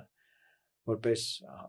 պետական մակարդակով առաջնահերթություն սահմանած երկիր, մենք հայտնվում ենք առաջատարի վիճակում տեխնոլոգիական։ Այո, իսկապես այդ տեխնոլոգիաները հիմա առաջնային են աշխարհում շատ ոլորտներում։ Ու կքայլենք ժամանակին համընթաց, քանի որ նոր է։ Քայլենք ժամանակին համընթաց եւ մեզ համար հասանելի կլինեն լավագույն ձեռքբերումները, որոնք իրականում այնպես ոչ շատ հասանելի են շատ երկրները, որոնք զարգացնում են տեխնոլոգիաները, հիմա ձգտում են ամենքեր սահմանափակել դրանց տարածումը, որպեսզի պահպանեն դրանք որպես իրենց համար հավելյալ մրցակցային առավելություն։ Ամերիկան է սահմանափակում, Չինաստանն է սահմանափակում, այնպես որ ամեն ինչը տալիս է հեշտությամբ։ Եվ այդ առումով Հայաստանը դառնալով այդ խաղի մասնակից իրականում շատ հետաքրքիր հնարավորություն ձեռք բերում է, չեմ ասում, որ շատ երիտասարդներ, որոնք մտնում են տեխնոլոգիաների ոլորտ, կարող են այդ ոլորտում հեշտությամբ ստանալ ռեսուրսների հնարավորություն եւ ենթակառուցվածքների, իսկ դա շատ կարեւոր գրավական է հաջողության։ Այնպես որ սա իսկապես եզակի հնարավորություն է, բայց իհարկե իր մեջ ունի ռիսկեր։ Ռիսկերն այն է, որ մենք հայտնվում ենք մի դաշտում, որը դեռ կայացած չի եւ որի ֆինանսական հզորությունը այսօրվա հիմնականում պայմանավորված է խոստումներով որոնք հայտնի չկլինեն, թե կարդանան, թե չէ։ Ու դարձյալ չեմ խոսում պրագմատիկ տեխնոլոգիաների մասին։ Դրանք այո լավն են, դրանք այո աշխատող են, բայց դրանցից ոչ ոք չի սպասում հեքիաթային արդյունքներ։ Չի սպասում հրաշք։ Հրաշք սպասում են եւ դրա ակնկալիքով մեծ գումարներ են ներդնում այդ GPT-ին զարմացնող AI-ի մեջ, զարմացնող արհեստականության մեջ եւ հանկարծ եթե այդ զարմանքը չարթարացավ, հիասթափության փոխարինվեց, որովհետեւ ակնկալիքները չարթարացան, որ կլինի ունիվերսալ արհեստական բանականություն, որը ծայրագույն արհեստական բանականություն, որ մարդուց ավելի հզոր կլինի բոլոր ոլորտներում եւ կփոխարինի մարդուն, ինչի մասին հիմա եւ վախենալով, բայց նաեւ այսպես հուզված բոլորը խոսում են, այդ հիասթափությունը կբերի այդ ոլորտից գումարների եւ կարողությունների կտրուկ արտահոսքի։ Եվ ինքը կարող է դառնալ շատ վտանգավոր հանգամանք, որտեղ արտահոսքը որտեղից է սկսում եզրագծերից դեպի կենտրոն։ Առաջինը կցամաքի Հայաստանը, որտեղ առաջին այստեղից կփախնեն բոլորը գումարները եւ ռեսուրսները եւ մարդիկ եւ կարողությունները, հետո կամաց արդեն ԱՄՆ-ում ինչ հետնահաճ կլինի եւ այլն։ Այնպես որ մենք պետք է հասկանանք, որ այն հետաքրքրությունը, որը նույն Nvidia-ն ունի Հայաստանի նկատմամբ, պայմանավորված է այն հանգամանքով, որ հիմա կա գերհետաքրքրություն եւ Nvidia-ն փորձում է այդ գերհետաքրքրվածությունը տեխնոլոգիաներով օգտագործել հնարավորինս տարածվելու, ռեսուրսներ ներգրավելու, եթե միավոր պետություն պատրաստ է մտնել այդ էքսպերիմենտի մեջ իրենց համար աշխատակիր է, իրենք ողջավորված են դրանով բնականաբար եւ այլն։ Բայց հենց որ խնդիրներ սկսեցին, մենք գտնենք առաջին զոհ։ Դա պետք է նաեւ գիտակցել։ Եվ ինչու է սա կարևոր, որ պետք չէ չափազանց տարվել դրանով։ Սա կարելի է օգտագործել հնարավորություն գիտակցելով այդ հնարավորության ռիսկայնությունը եւ դարձնել այն ընդամենը մեկ հանգամանք զարգացման, որից դեմ պետք է նայել։ Պետք է ձգտել սա ոչ թե դառնալ վերջնանպատակ ինքնըստինքյան կամ ինքնանպատակ, այլ դառնա միջոց զարգացման, որ դու հստակ հասկանում ես, սա ժամանակավոր միջոց է։ Բախներս բեր ինքը ժամանակավոր չլինի, դառնա հաստատուն։ Փառք Աստծո, ուրախանանք։ Բայց հանկարծ եթե լինի հետնահաճ, մենք իմանանք, որ պատրաստ ենք դրան, որ գիտենք դրանից հետո ինչ ենք անելու, եթե դա հանկարծ եղավ։ Շնորհակալություն։ Կանք վերջին երկու հարցերին։ Եթե ձեր աշխատասեղանը խոսեր, ինչ կպատմեր ձեր մասին։ Կասեր, որ անդադ ինձ կարոտում են, որտեղ ես չունեմ կայուն աշխատասեղան։ Absolut ունեմ, բայց հաճախ չի այնտեղ նստում եմ։ Ես միշտ տապում եմ գործերս անել եւ անում եմ այնտեղ, որտեղ հարմար է անել, տարբեր տեղերում։ Կարող եմ խոհանոցում նստած մի բան կրծել եւ աշխատել, կարող եմ ճանապարհին մի բան լսել, ինչ որ ինձ համար կարևոր է, նյութ կամ բան, կարող եմ սրճանում նստել, կարող եմ դպրոցում աշխատել, որտեղ որ պատահի։ Ես փորձում եմ աշխատանքը բաշխել այն ժամանակի հատվածների միջև, որ ես ունեմ։ Ես քիչ ժամանակ եմ ունենում, որը այսպես լավ կարող եմ հանգիստ տնօրինել, որ ասեմ, օհո, ինչ լավ է, ես հիմա ունեմ, ասենք 8 ժամ եւ կարող եմ մի քիչ աշխատել, հետո սուրճ խմել, հետո էլի աշխատել։ Լինում են նման դեպքեր, սովորաբար երբ որ ես պետք է ասենք աշակերտների աշխատանքները ստուգեմ կամ բան, ես այդ ժամանակը դրա համար անհրաժեշտ հատուկ ինձ համար նշում եմ օրացույցում եւ այդ ժամանակը ոչ մի այլ բանով չեմ զբաղեցնում, այդ դեպքում ես գալիս եմ տուն, որտեղ իմ աշխատատեղը տանն է։ Ես չունեմ պաշտոն, որը անհրաժեշտությամբ պահանջում է գրասենյակ, որտեղ ես ինչ որ շքեղ սեղան եւ այլն, ես տանը եմ փոքր սեղան ունեմ, որը իմ աշխատատեղն է։ Այնպես որ դա ինձ անհանգստացնում է իրականում, այնպես չէ, շատ երջանիկ եմ իմ կյանքի այս ոճից, բայց մյուս կողմից երևի սա ինձ բնորոշ է։ Որքան էլ փորձում եմ դրանից խուսափել, միևնույն դրան եմ գալիս։ Երևի դա իմ կյանքն է։ Շատ լավ։ Եվ մեզ դիտող լսողների համար ունենք ավանդույթ, ասեք 3 փաստ ձեր մասին, մեկը սուտ, երկուսը ճշմարիտ։ Փորձենք հասկանալ, որքանով են ձեզ ճանաչում։ Թողնենք գուշակեն։ Կարող եք հանգիստ մտածել։ Ես եղել եմ Նավաստի եւ նավարկել եմ Արագաստանավի վրա։ Ես շատ եմ սիրում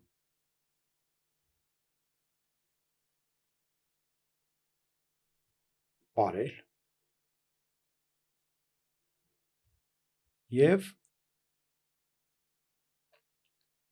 ես փոքր ժամանակ տարված էի ռաբիս երաժշտությամբ։ Հետաքրքիր էր։ Երեքն էլ ճշմարտության բաներ ուներ։ Տեսնենք ճիշտ կգուշակեն թե չէ, հետո հաջորդ էպիզոդին արդեն կհայտարարենք։ Շնորհակալություն այս հաճելի ու երկար զրույցի համար։ Ուրախ էի ձեզ հյուրընկալել։